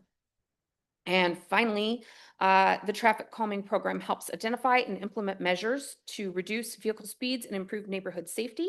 This is a program that partners Public Works and the PD and really provides detailed insight into problem areas and potential solutions. This has been a great one to come into because PD and it's got legs. It's really moving along nicely, and we are seeing a lot of small changes happening because of the traffic calming program. This is a great program, and it will also pop out a few other projects because of that. Okay. This is the sneak peek. Again, I don't want anybody to think this is the final. It's still being developed. This isn't even the whole list. I will have to pare the list down because it has to fit within a 6-year budget. So when I build the list, I go more of the 20+ year version and then pull it down to a 6-year version of closer to what we can actually afford. You can see at the top, we have the Healthy Streets program listed. I kind of already talked about that. And then next we have the pavement preservation program. It's fairly well developed for the next few years, and there are plenty of road surfaces that need attention, and we will program as many as the Transportation Benefit District funding can sustain. In yellow is the guardrail management program, which I talked about earlier. And under the under that is the ADA improvement plan. Again, kind of touched on that. The traffic calming program this is just the tip of the iceberg. There's so many potential traffic calming projects in the city. And I love the enthusiasm that our residents kind of show for that. I think that we will see a lot more of those projects coming forward. But again, this is where the prioritization model is going to be so important, because we want to make sure we're doing our projects based on priorities, not kind of who wants it the most. And so that'll be my mantra moving forward, is that we prioritize the projects and then we rank them based on that, not based on who I hear from the most. And then the local road safety projects will be presented next week along with the draft TIP. And then I had to cut the Complete Streets. So yeah, that's just like one project. I had to cut that off because it just didn't fit on the slide. But similar to the traffic calming program, prioritization will be a top priority. The MIP projects will mostly live here in the Complete Streets program. So that's they kind of go hand in hand, like I said before. Okay. All right, this is a picture of my scribbly map. All these scribbles, numbers, and notes come from conversations. I have two weeks to finish it, pare it down to a 6-year model, and try to make it presentable. So, woohoo, going to be a fun 2 weeks. What we're doing is creating a pathway for the future. It is the beginning of a conversation. It is not the end of a conversation. When you approve the 6-year TIP, we're going to move forward in the budget planning for the next 2 years, but we're also going to update that every year, and we're going to massage it and make it better and better every year. So it's just the building blocks for making a really great long-term plan for ourselves. And then finally, at the bottom there, got ideas? Send them to me. There's my email. Really, if you have a thought, if you have an idea about a project, I am happy to hear it and consider it. So please send it my way. And may I answer any questions? Colleagues, questions? Yeah, Councilmember Good. Great work. I love the speed reading. It's great. And all of that sounds really great. Is there going to be some sort of list of accomplishments? Because I think that reporting whatever accomplishments on whatever those categories are to the public would be great. So they know that their tax money is being spent and tracked, hopefully. Yes, absolutely. So the TIP will have its own page on our website, and it will also have a map. So the 6-year TIP will have the projects mapped out so people can see them. I think mapping really helps people a lot versus just a name. And then once they're completed, then we will change the color of them and show that they've been completed, and we'll keep all the project pages on the website as the completed page, completed projects. So yes and yes, the TIP really lends us to being able to tell our story. Hey, this is what we plan to do in the last 6 years. 1 year's gone by. This is how much of it we got done. So there'll be a list also so that people can see quantity. If they can't understand the map, they can read the words and the lines and count. Yeah, like just like the list that was for Kenmore, that example Okay, list. It'll look like that. But Thank then there'll also be project pages for especially for the big projects. Some of the littler ones might not have a page, like the guardrail might not have a page, or each individual guardrail might not have a page, something like that. But yeah, we will have project pages, and then we'll have the map and the list right there. Thank you. Councilmember Goldman. Yeah, thank you for the presentation. I'm excited to see us develop this plan and then to implement the plan. My question for you, a subcommittee of council members is working on a project scoring system, starting to develop that. What is your take on how will that integrate into this overall process? Yeah, so like I said, with the multimodal improvement plans, the traffic calming and the complete streets, all these projects, there'll be a lot of them, and that prioritization schedule will be key to ranking them appropriately so that we can make sure that we're putting our dollars towards what we as a community have determined to be our highest priorities. Because that can be hard, because we all want the project in front of our house to be done first. And so the prioritization schedule is really helpful to help us make those decisions, because they can be hard decisions sometimes to make. Councilmember Riddle. Thank you.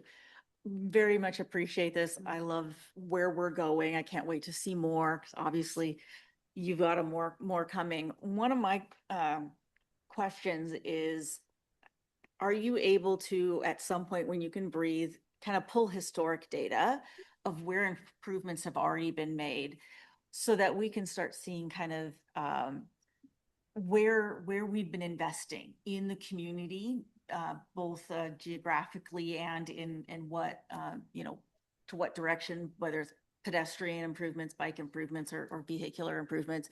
If we can get some kind of historical context as we go forward, that can be utilized sort of to inform projects as well. Is that on your to-do list when you have a moment?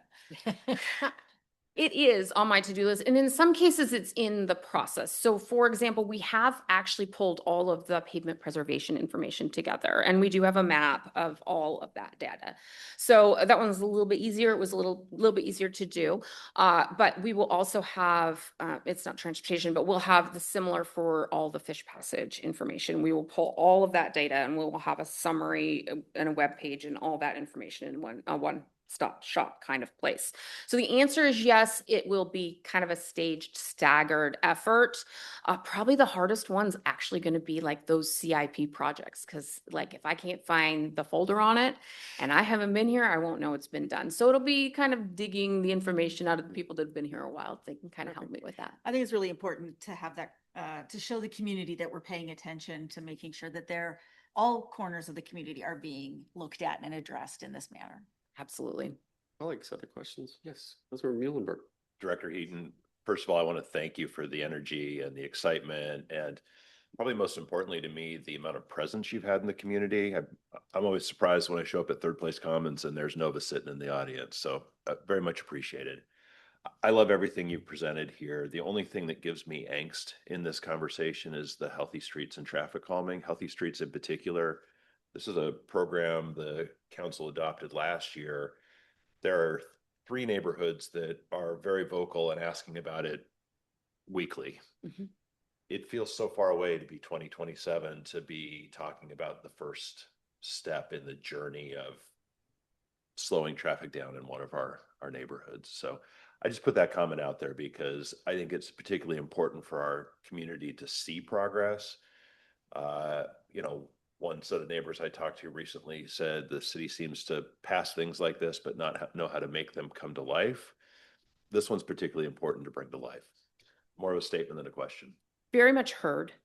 And I think I think it's absolutely on point. Honestly, as an outsider, when I've come in, I see a lot of things passed and not a lot of work that has actually moved forward. And so very much one of my goals is to make sure the work happens.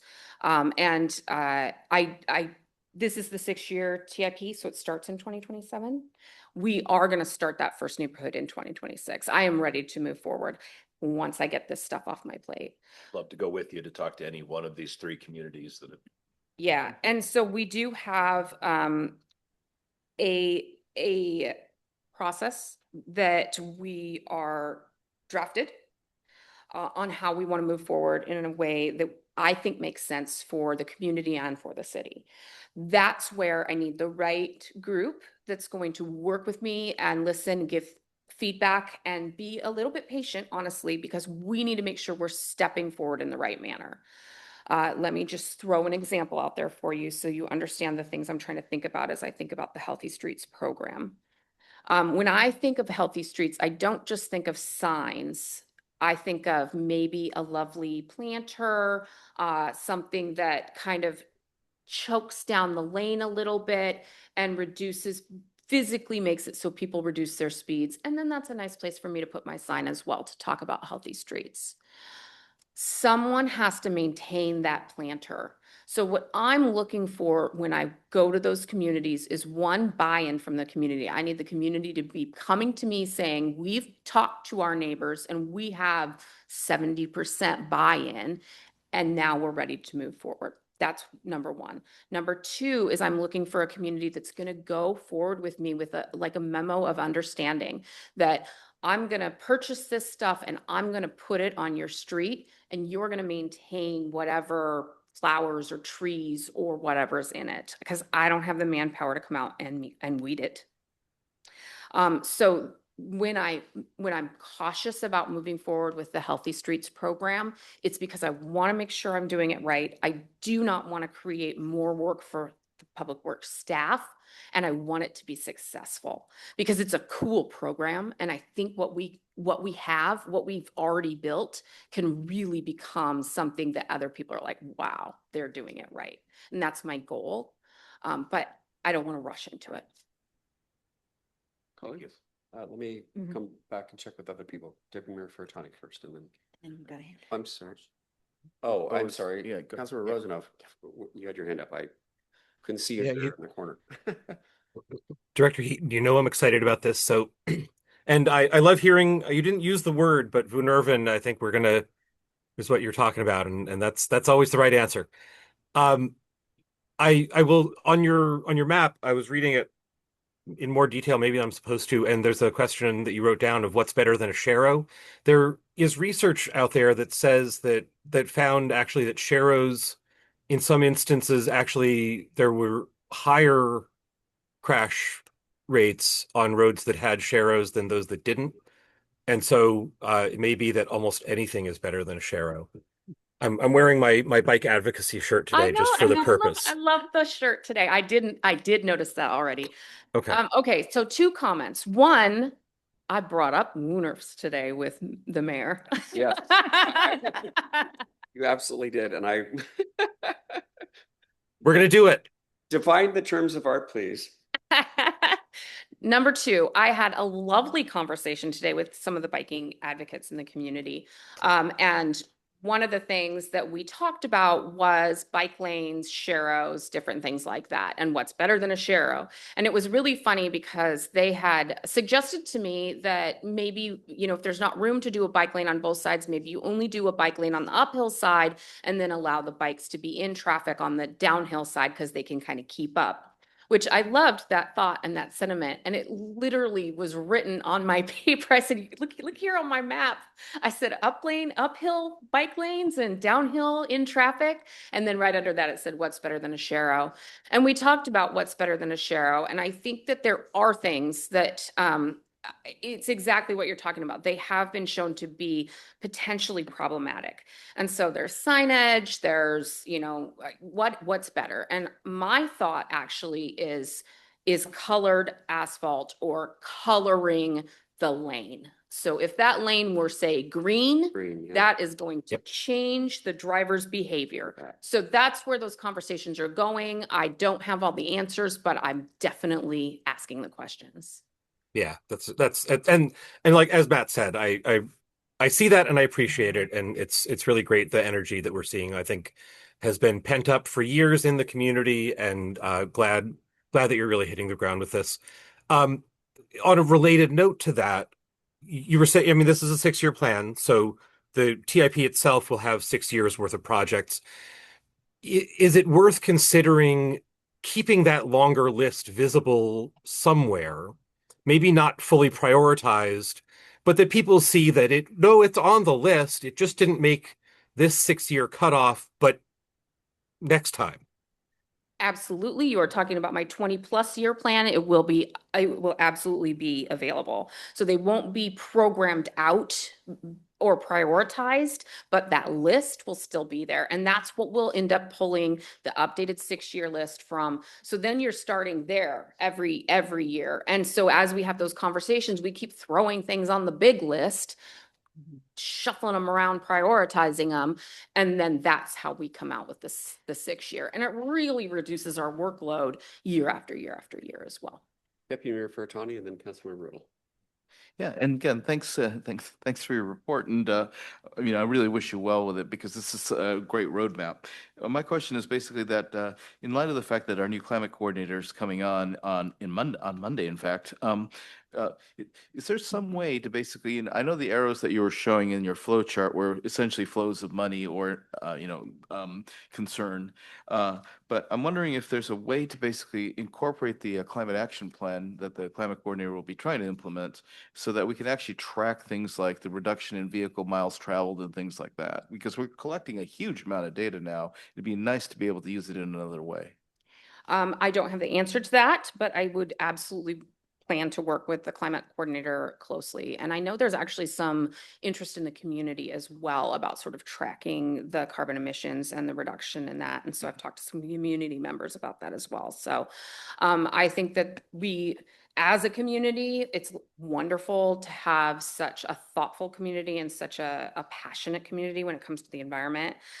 So it's very, I will absolutely take in as much help and as much input and as much of that wonderful information that's out there, and we'll try to work together. Colleagues, I'll make a quick side note. Director Heaton's a very quick study. Lindsay, you've been teaching her well, no math on TV, right? Yes. Councilmember Riddle. A couple of comments, and then I think probably you want to go home at some point. One, my recommendation, design bike infrastructure for children. We need our kids to be out there and active. We need them to be able to feel safe to come down here. And again, like with the Sharrows, I wouldn't put my kid on Sharrows, but maybe that's the baseline of ideal that we kind of work towards. My husband mentioned this is if I won't send my kid down there, it's not gonna work. And then coming back to the healthy streets, we did get a lot of pushback when we were developing it. In order to move it forward, we pared it down. I really appreciate that you're kind of in line with the original thoughts that Councilmember Goldman and I had about the planter, about pinching down. We found a lot of resistance through the traffic calming group more so and so I've had some other issues where the traffic calming group has been more conservative and less creative.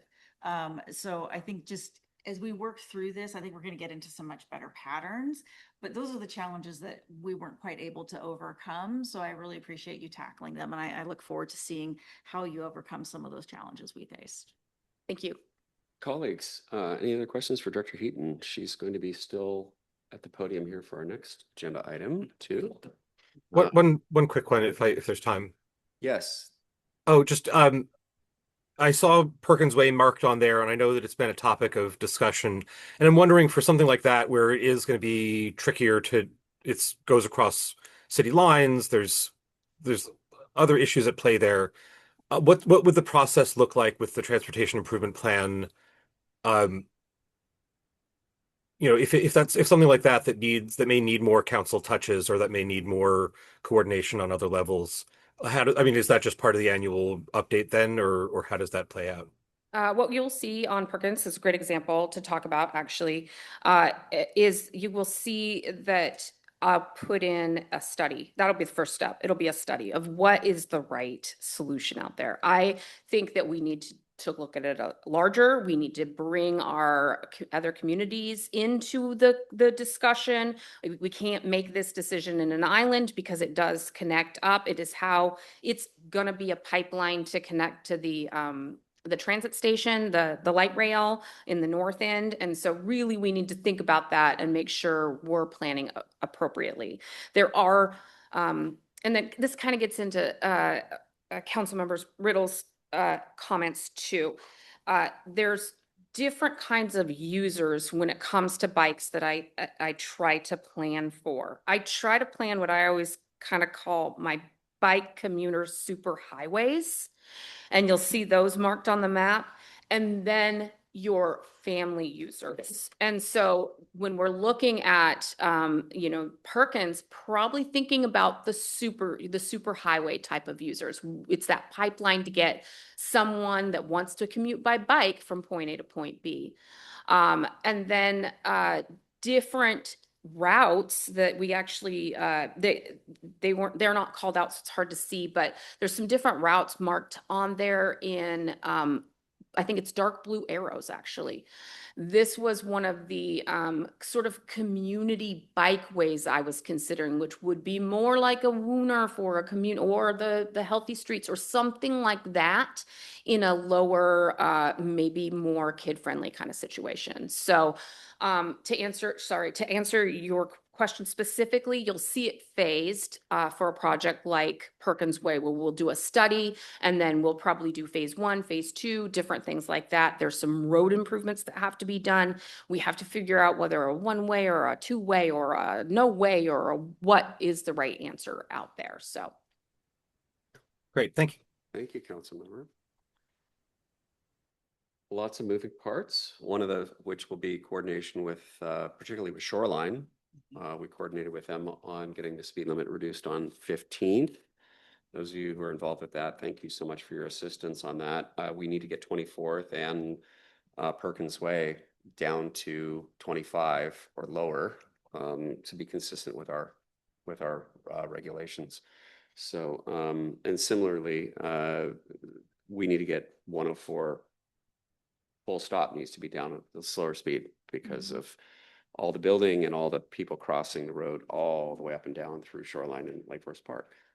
Thank you so much, Director Eden. Let's move on to next item, Resolution 26-2073, authorizing the mayor to sign the purchase services agreement with Buenavista Services Incorporated for Janitorial Services, our first presentation. Thank you.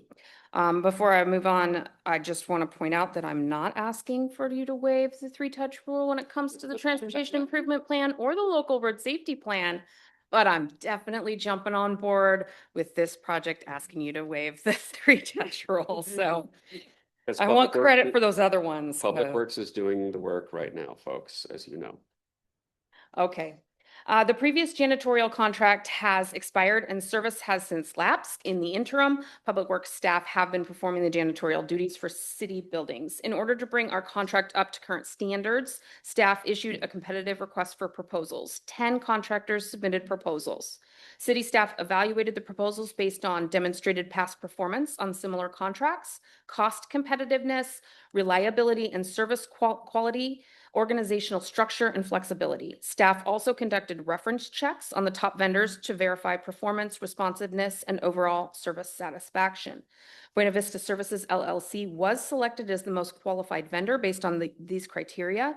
The city has prepared a one-year contract for the janitorial duties with the option to extend.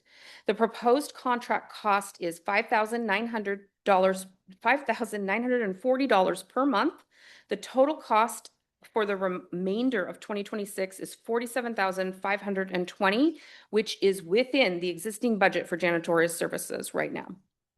There are no new policy implications. The contract aligns with existing procurement policies and supports ongoing operational needs for maintaining city facilities.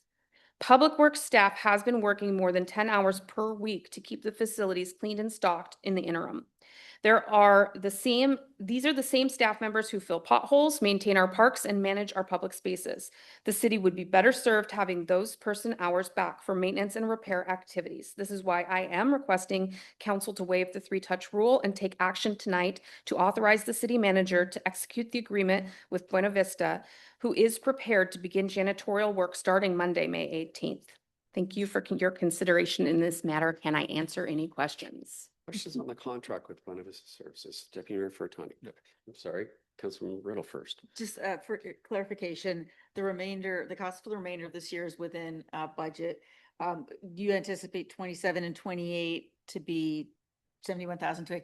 Is that in alignment with kind of where our current budget is, or is that out of alignment with what our kind of current budget is? It is an increase over what it was in the past budgets. They were closer to 50,000 per year in the previous budgets. And so this is an increase. It is as what we expected because it had been so long since we had gone out for the contract. We definitely expected to see an increase. I am thinking through ideas of other ways to save the money, maybe save the city money, and maybe make for a better way for us to deal with this, which we will talk about when we come to budget. Thank you. I think that's all I had. Deputy Mayor Furtani. No, I was just pointing it. Oh, okay. Colleagues, other questions? Councilmember Goldman. Yeah, I concur that it's better for our public works employees to be doing other maintenance. So if there are no other questions, I would like to move that we waive the 3-touch rule to open debate on resolution 26-2073. Second. It's been moved and seconded to waive the 3-touch rule on resolution 26-2073, and you're a model of the governance manual. Councilmember Gold. Josh, yes, Councilmember Rosemouth. Yeah, I just at some point in the last few months, someone I can't remember now who in City Hall had commented that this is still a question, that they were very happy with the way that things were going with at least the level of service that we were getting out of the having Public Works staff doing the work there. I assume that it would not be cost competitive to staff that up essentially relative to contracting it out. I think it could be very beneficial for the city to staff that up. I do not have the appropriate time to make a selection and put that into place, and it's not budgeted in this budget. But as I kind of alluded to, I will be proposing that in the next budget. Okay. Okay, thank you. Thank you, Councilmember. Good question. There are no bad questions. Any other questions or comments? All those yes. I just wanted to express to Director Eaton my appreciation for you doing the due diligence on all this, finding a new janitorial service, because we haven't had it for quite some time, so thanks. Yeah, indeed. And we do have some issues previously. Minor, but not insignificant, I guess. Any other questions or comments? All those in favor of waiving the 3-touch rule regarding resolution 26-2073, please say aye. Aye. Aye. Any nays? You guys have it. I would then like to move that we approve resolution 26-2073, authorizing the mayor to sign the agreement with Buenavista Services for janitorial services. Second. Been moved and seconded to Adopt resolution 262073. Any questions or comments? All those in favor, please say, with the three-touch rule waived, please say, signify by saying aye. Excuse me. Aye. Aye. Any nays? Ayes have it. Apologies, folks. I think I'm losing my voice as well. Thank you very much, Director Heaton. You you. survived the gauntlet tonight. Well done. Thank you. Appreciate your enthusiasm. Administrator Hill, a resolution 262074 authorizing the mayor to execute, excuse me, contract for prosecution services, Freudian slip. Prosecution services with Sarah Roberts, PLLC. It's the first presentation. Administrator Hill. Presentation, and I will go back to not requesting the three-touch rule be waived. This truly is a first touch, and the sticker shock probably would make you not want to approve it tonight. We're looking at a proposed contract to replace a contract from 2001. The only other amendment to this contract with Sarah Roberts was in 2003, and that was to add a scalar in there for cost of living to whatever the non-represented employees were given by the council. That was how much her contract could increase. So if you consider all the changes in the legal landscape, the changes in technology over the past 23 years, her contract has in no way kept up with the cost of the services that she is providing us today. So as you will see further down in the document, contract amendment 1 from 2003, flat fee was $5,500. We're just over $9,000 a month today, and this proposes to be $18,000 a month. $3,000 of that is tied directly to O2 fund. And that's because that is the body of work she has identified that she represents on traffic cameras. And so we're looking at about a $6,000 a month hit to the general fund going forward. I have met with the court administrator, the judge, the police chief. Everybody is extremely happy with the services that have been provided by Ms. Roberts and her staff. She has the same problems that anybody else has, as we've discussed public defenders in the past, having to staff up. Additionally, as we've added workload, as Kenmore has added workload, she represents Kenmore, Shoreline, and Lake Forest Park. She's having to staff up, and thus costs go up. We have new software that the court is implementing in June that she's getting training on and will be utilizing. So it's just more and more technology requirements. Hence the increases that you're seeing, plus just inflation over the past 23 years. We know it's been, as we've discussed in budget challenges, 24% over the past 4 to 5 years. It continues to escalate. And so what is before you tonight is the culmination of 9 months of work with the police, the courts, and the prosecuting attorney to get to a contract. Our city attorney's help to get it in the proper form for today. And I just stand for any questions that you may have about the contract, any specifics, anything about the cost. And like I said, just first presentation, not looking for any action tonight. Thank you, Administrator Hill. Friends, questions? Councilmember Riddle.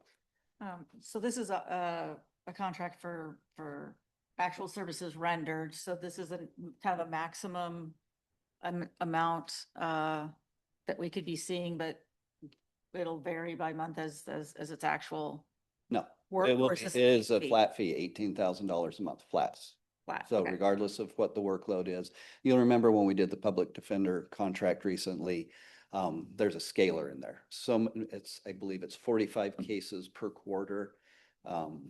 So they pay a flat fee each month, and then a quarter if it's over 45 cases, then a per case cost comes into play. As I've reported to you at a past meeting, we're outpacing what we thought would be the case there. This is just a flat fee for the work regardless of the body of work done. Okay. Thank you for that clarification. And just to back up really quick, I forgot to add that there's a slight difference in the scalar for this contract. It uses the June to June Seattle Tacoma Bellevue Consumer Price Index, minimum of 2%, maximum of 5%. So it won't be tied to what we do for the non-represented employees any longer. Pretty standard for contracts. Deputy Mayor Fartani, and I think Councilmember Goldman is looking thoughtful. All right, well, thank you, Administrator Hill. The question I have is, this was not budgeted then, right? This is a significant increase over the previous amount, so.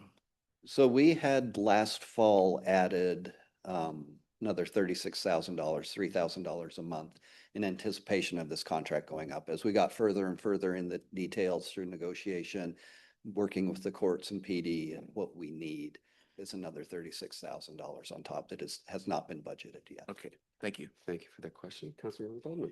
Yes, so in your cover sheet, you note that there has been a substantial increase in court cases in the last several years. My question is this money for Sarah Roberts as an individual, or is it for her law firm? It's for the firm. Okay, so that means like if this is too much work for her as one person, that others in her firm can serve as the prosecuting attorney on some cases. Correct. And within the last year, she had just added another prosecuting attorney who I think today may not any longer be there. It's just that turnover issue. But yes, it's not just for her. And then there's some other staff that help out with that. Okay, thank you for clarifying. Going down the dais here, looking to my left, looking to my right, and going to Councilmember Rosenau, because I can't see your hand on my screen. Yes. Sorry. This sort of relates to the earlier questions. If as new traffic cameras come in, as that workload shifts further, is that going to change this at all? Or you said it's a flat fee, so regardless of that, those costs, does that affect any of this? Absolutely. If we were to install more traffic cameras, honestly, the discussions I've had with the mayor is, as there's been discussions about, is there going to be a regional traffic court or things like that? We would have to hire another prosecuting attorney to handle that workload, or she would have to scale up and you'd have to renegotiate price. Yeah. And then the other question I had was with the software that you're talking about, is that more a matter of compliance, or are there efficiency gains that come out of that at all? So the software is a compliance issue. It's what the state's going to, and so the municipal court has to match. I think there are some efficiencies to it, but I can't speak to it directly of what those would be.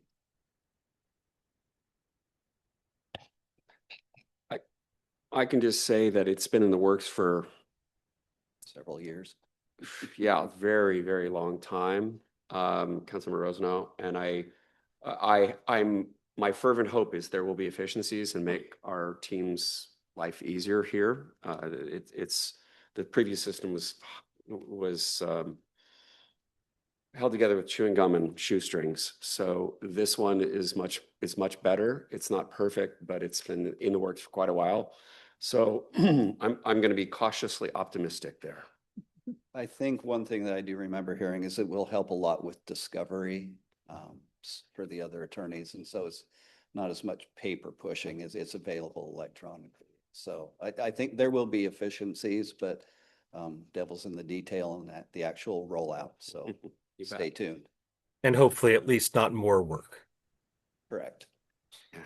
Yeah. Thank you, Councilmember. Any questions, additional questions for Administrator Hill? First touch, appreciate it. Okay. Thank you very much. If you have any other questions, you can get them to us or bring them to the table next time.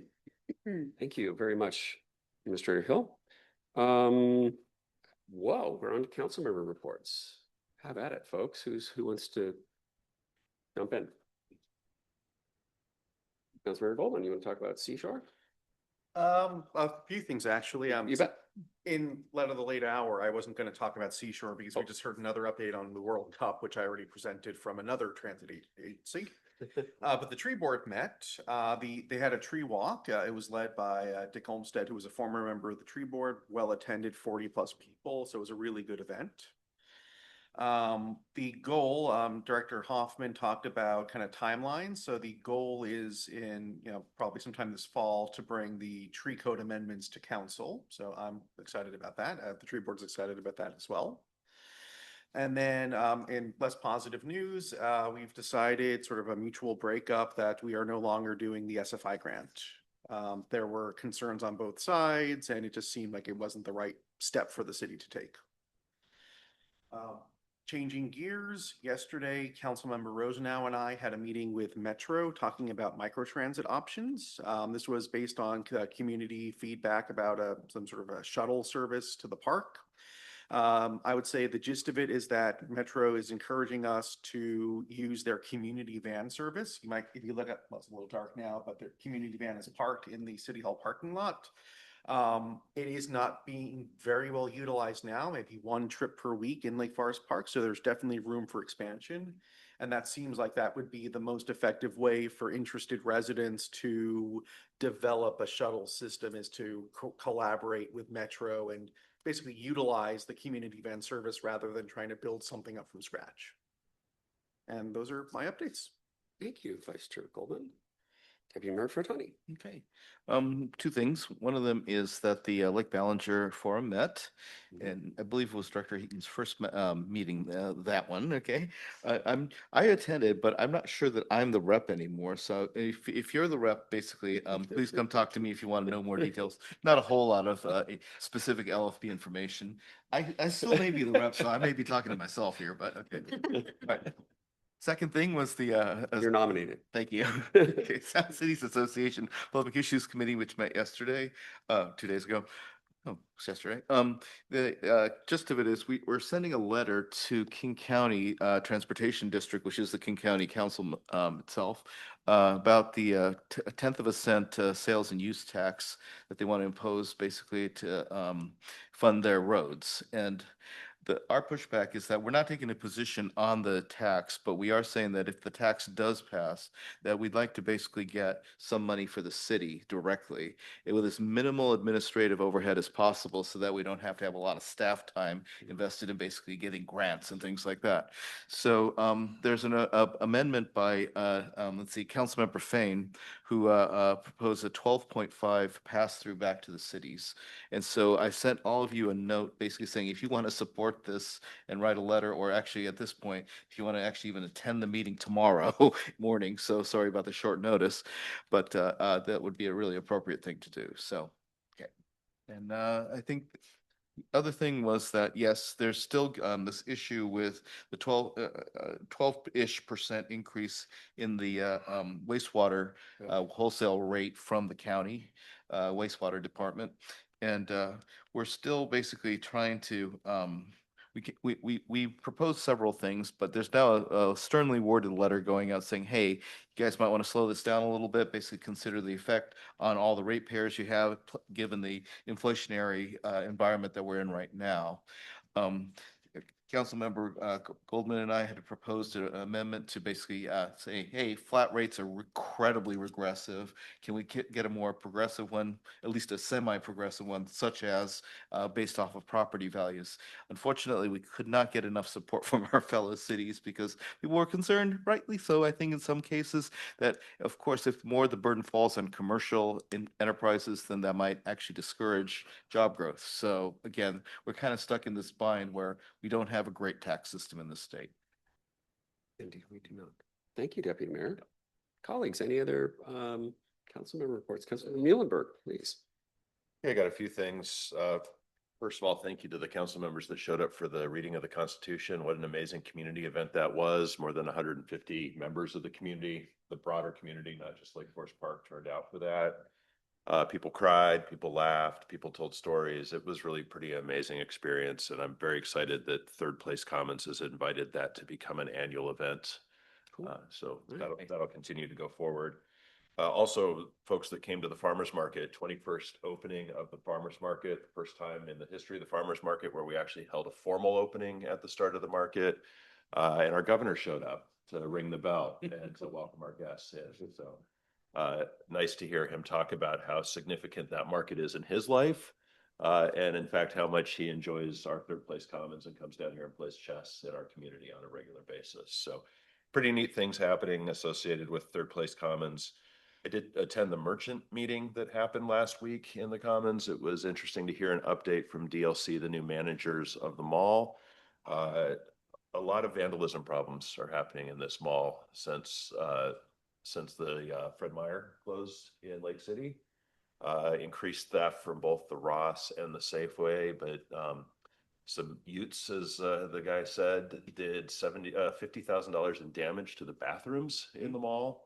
Literally tore apart the downstairs bathroom entirely, ripped the urinal off the wall and tore the dividers down and things like that. So he was very excited to have Chief Zarnella at the meeting as well. We'll talk about that.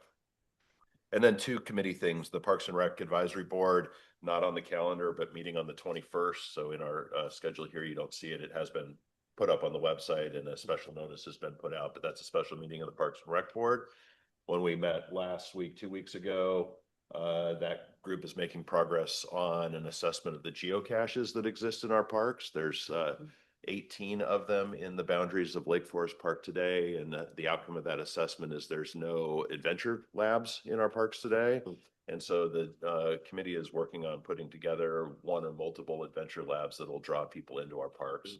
What I found most interesting about that audit is the thousands of geocachers that have been drawn into Lake Forest Park to go look for these geocaches that are hidden in our parks. So a little hidden economic benefit that I don't think people see, but what an amazing thing.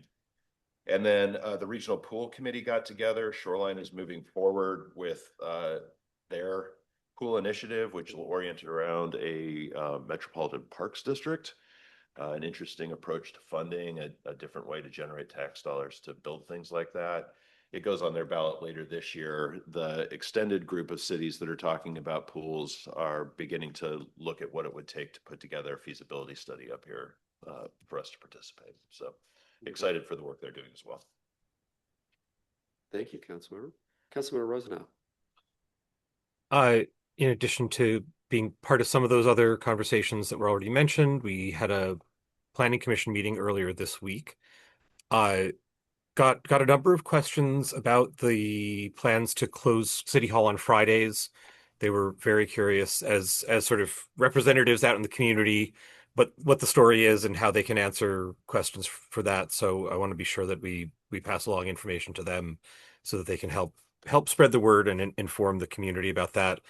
Got a great download on just a brain dump on how the critical areas ordinance are applied in Lake Forest Park as we get ready to make a periodic update to those, and thinking about how to balance the protections that they provide with streamlining the process so that things can get clear and quick answers, thumbs up or thumbs down as that goes. And they also had a really robust and productive discussion of how they want to implement what you'll recall is the third item on their work plan, which is the parking lot of things left over from missing middle and the broader work advancing affordability. And there were 3 options that they ultimately debated that a group of them got together and sort of assembled as a essentially nesting set of options of increased ambition, and which ranged from going through the existing zoning code and finding what they describe as unnecessary barriers and removing those and seeing how that affects development process and how developers respond to that. The next one was cribbed from a summary that they got from council based on previous discussions, including after our retreat, focusing on incentivizing building of missing middle housing within current code parameters, not focusing on one form over another. And the third option was, again, nested broadly around, including the first 2, and also thinking about how to really increase the supply of middle housing beyond what current code covers, incentivizing development, thinking about allowing more density per lot, and partnering with land trust organizations and so forth to move that forward in an affordable way. There was a group of commissioners who were enthusiastic about that third option and made a strong case for it. The immediate decision is to proceed with that first option of just sort of combing through the existing code and refining it a little bit, removing those unnecessary barriers, cleaning up things that they know were left over from the rush to get missing middle adopted by the necessary deadlines, while certainly acknowledging that that work can be then a stepping stone to more ambitious efforts on affordability down the road. And so if there is feedback that the council would like to pass back to them for the next meeting, I'm happy to field that here or one-on-one later on. And it was a good time to do it during the Affordable Housing Month meeting of the Planning Commission. Thank you, Councilmember. Councilmember Golden. Question for you, Councilmember Rose now. So thinking ahead, we have our committee of the whole meeting on Thursday, the 28th, before our next council meeting. In your opinion, is this something you would like to put on the COW agenda for council to have a more formal discussion? Or are you thinking just sort of informal feedback? I'm happy with informal feedback unless people feel like they would like to weigh in some. I'm happy either way. For myself, I don't need to put it on the agenda, but if others would like to, I'm more than happy to. Okay. Thank you. Colleagues, any other council member reports? I'll be brief because we've been at this for a while. We did have a joint meeting with Kenmore and Shoreline, very positive. It always just seems like 60 minutes is just not enough. It's such an enjoyable conversation. Not the commiseration, but the actual positive, constructive discussions. And we all share so much in common, and it's great to hear the stories about successes from other communities. There's certainly some interest in considering a joint, potentially joint traffic court kind of situation. There's definitely a need. I think there's an enormous opportunity for our cities to collaborate there and moving forward. Councilmember Muhlenberg already mentioned that Governor Ferguson was very gracious to join us at the farmers market. Always great to see him. He's around here a lot.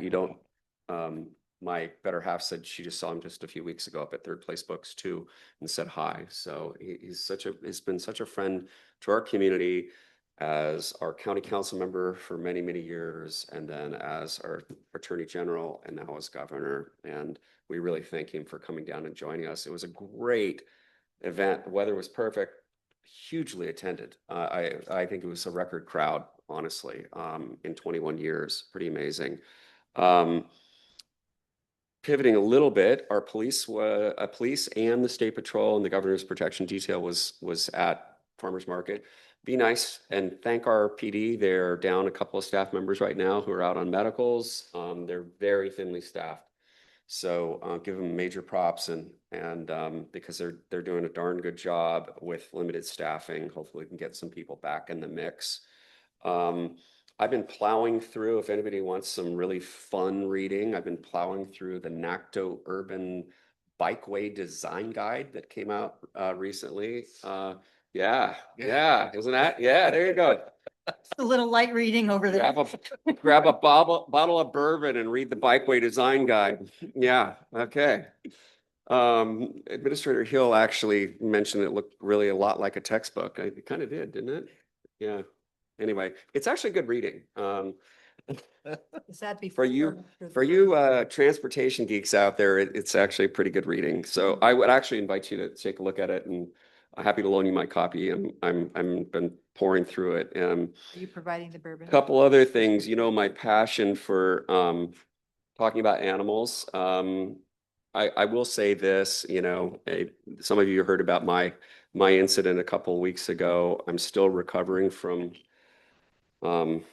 some issues due to a pretty nasty dog attack. If you have a dog, I love animals.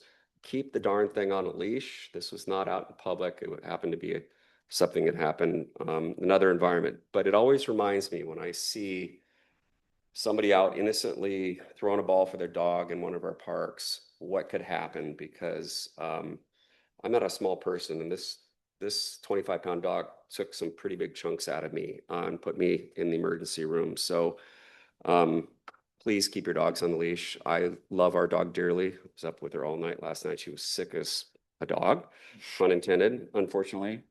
She got really sick, but it is really important for the protection of everyone. I spoke with a mother who is from Guatemala. She has 2 children here. They walk down 178th almost every day, and they are absolutely terrified of dogs. And so it's imperative that people control their animals as much as we love our animals, you know, whatever kind of animal you like, fish, dog, cat, whatever. What I'm saying, Deputy Mayor Furtoni, is control your frog, okay? Put it on a leash. So anyway, that's that. And I will leave it on a positive note. Once again, traffic this morning was stopped on Ballinger Way because a couple of deer scampering through traffic trying to figure out how to get to some trees. So they're in the New effort from the PD for traffic management, right there speeding. We're definitely getting late in the hour here. Administrator Hill, anything you want to highlight tonight? As the mayor continues reading his book for insomniacs, I think you'll find deer on page 180. On a serious note, through King County Conservation Futures Tax, the city will be being wired $1.25 million tomorrow. That's reimbursement for purchase of the Rose property. It's not the full amount. You remember we purchased that for 1.6, but that's a fair amount more than we anticipated through the way they run their formulas. And then we were also notified last week officially from HUD that we have been awarded the $2 million for the community center. Now the devil's in the detail with the federal government. And so we'll keep you up to date on what that looks like. I know that some of you heard through channels that other communities have had to put up with some, shall we call them, shenanigans to not have these strings attached that don't tie to the project. So we get a copy of that contract. Our illustrious city attorney will be reviewing that and probably reaching out to surrounding communities if we need some pointers on how they worked through the issues. So thank you, Administrator Hill. On point, the money that's coming back from Conservation Futures is restricted. It's going right back into the fund for acquisition of additional green space and for public benefit. It's not general fund money. So lest someone get confused about that in the future, I want to, yeah, what's the famous quote? Lest the rumor festers into a fact, or something of that nature. Anyway, Councilmember Riddle. Are we ready to move on? A little other business, just didn't want to jump ahead unless there was. We are, sure. Okay. Any other business? Just a reminder to my fellow council members and community that we have budget and finance meeting next week. All are invited, all are encouraged to attend. I did have the 2026 key dates and for putting a motion on the ballot, just so that we have that as a reference. Nothing you need to do with it, but just wanted to provide that before our conversation next week. And then as I asked at kind of the last meeting, kind of think about what would be a good position for the city to be in, and kind of keep that in the back of your mind as we continue our discussion, so that we can hopefully move some discussions forward next week. So just putting a little bug in your ear, and we will have actual conversation next week. Thank you, Councilmember Riddle. Anything else for the good of the order, my friends? Is that still a hand? I'm afraid so. Are you Councilmember Rosenau? Yeah, I just didn't know if Mayor French or Administrator Hill wanted to say anything about the Friday closures. I've gotten some questions about it. I think others probably have too. If there's anything beyond the message that went out that we want to say here about it. Well, I would say it's been discussed for quite a period of time, and it really is about operational efficiencies and saving money. We're having people having the city hall open on a Friday is there's considerable expense to it. There's people still working remotely or behind the scenes, but it allows us to free up some additional resources where we need to find any way possible to plug the holes in our leaking boat. I mean, the budget season is going to show some real harsh realities of where we are. And going forward, that's something that's essential. Passports will continue to be open. It's a winning revenue generating service, and we hope to continue to. And many thanks to Clerk McLean for spearheading that and growing it. It's hugely successful and a very valued business. We're going to have to look at a lot of other things in terms of cost cutting. There's just no two ways about it. The question of the structural deficit is it's reality, folks, and it's not 4 years out. It's coming faster and faster because of inflationary pressures and the additional things that have come down the pike, both from the legislature and other issues that have come at us. And so that's where we are, unfortunately. It's a great question. I think that the community will adapt. Honestly, on Fridays, it's fairly quiet around here. So, but it's the first step in a long process to make sure that we are completely solvent and moving forward. And we're thinking ahead before we get to that. Whatever happens, whatever the council chooses to do regarding the levy, we're not going to wait till we get close to the cliff before we start. Regardless, we've got to figure out some additional cost-cutting measures. There'll be more. Appreciate that. Thank you. Yeah, thank you very much, Councilmember. Colleagues, anything else for the good of the order? Okay, hearing nothing, I will adjourn the meeting. Thank you so much, everybody.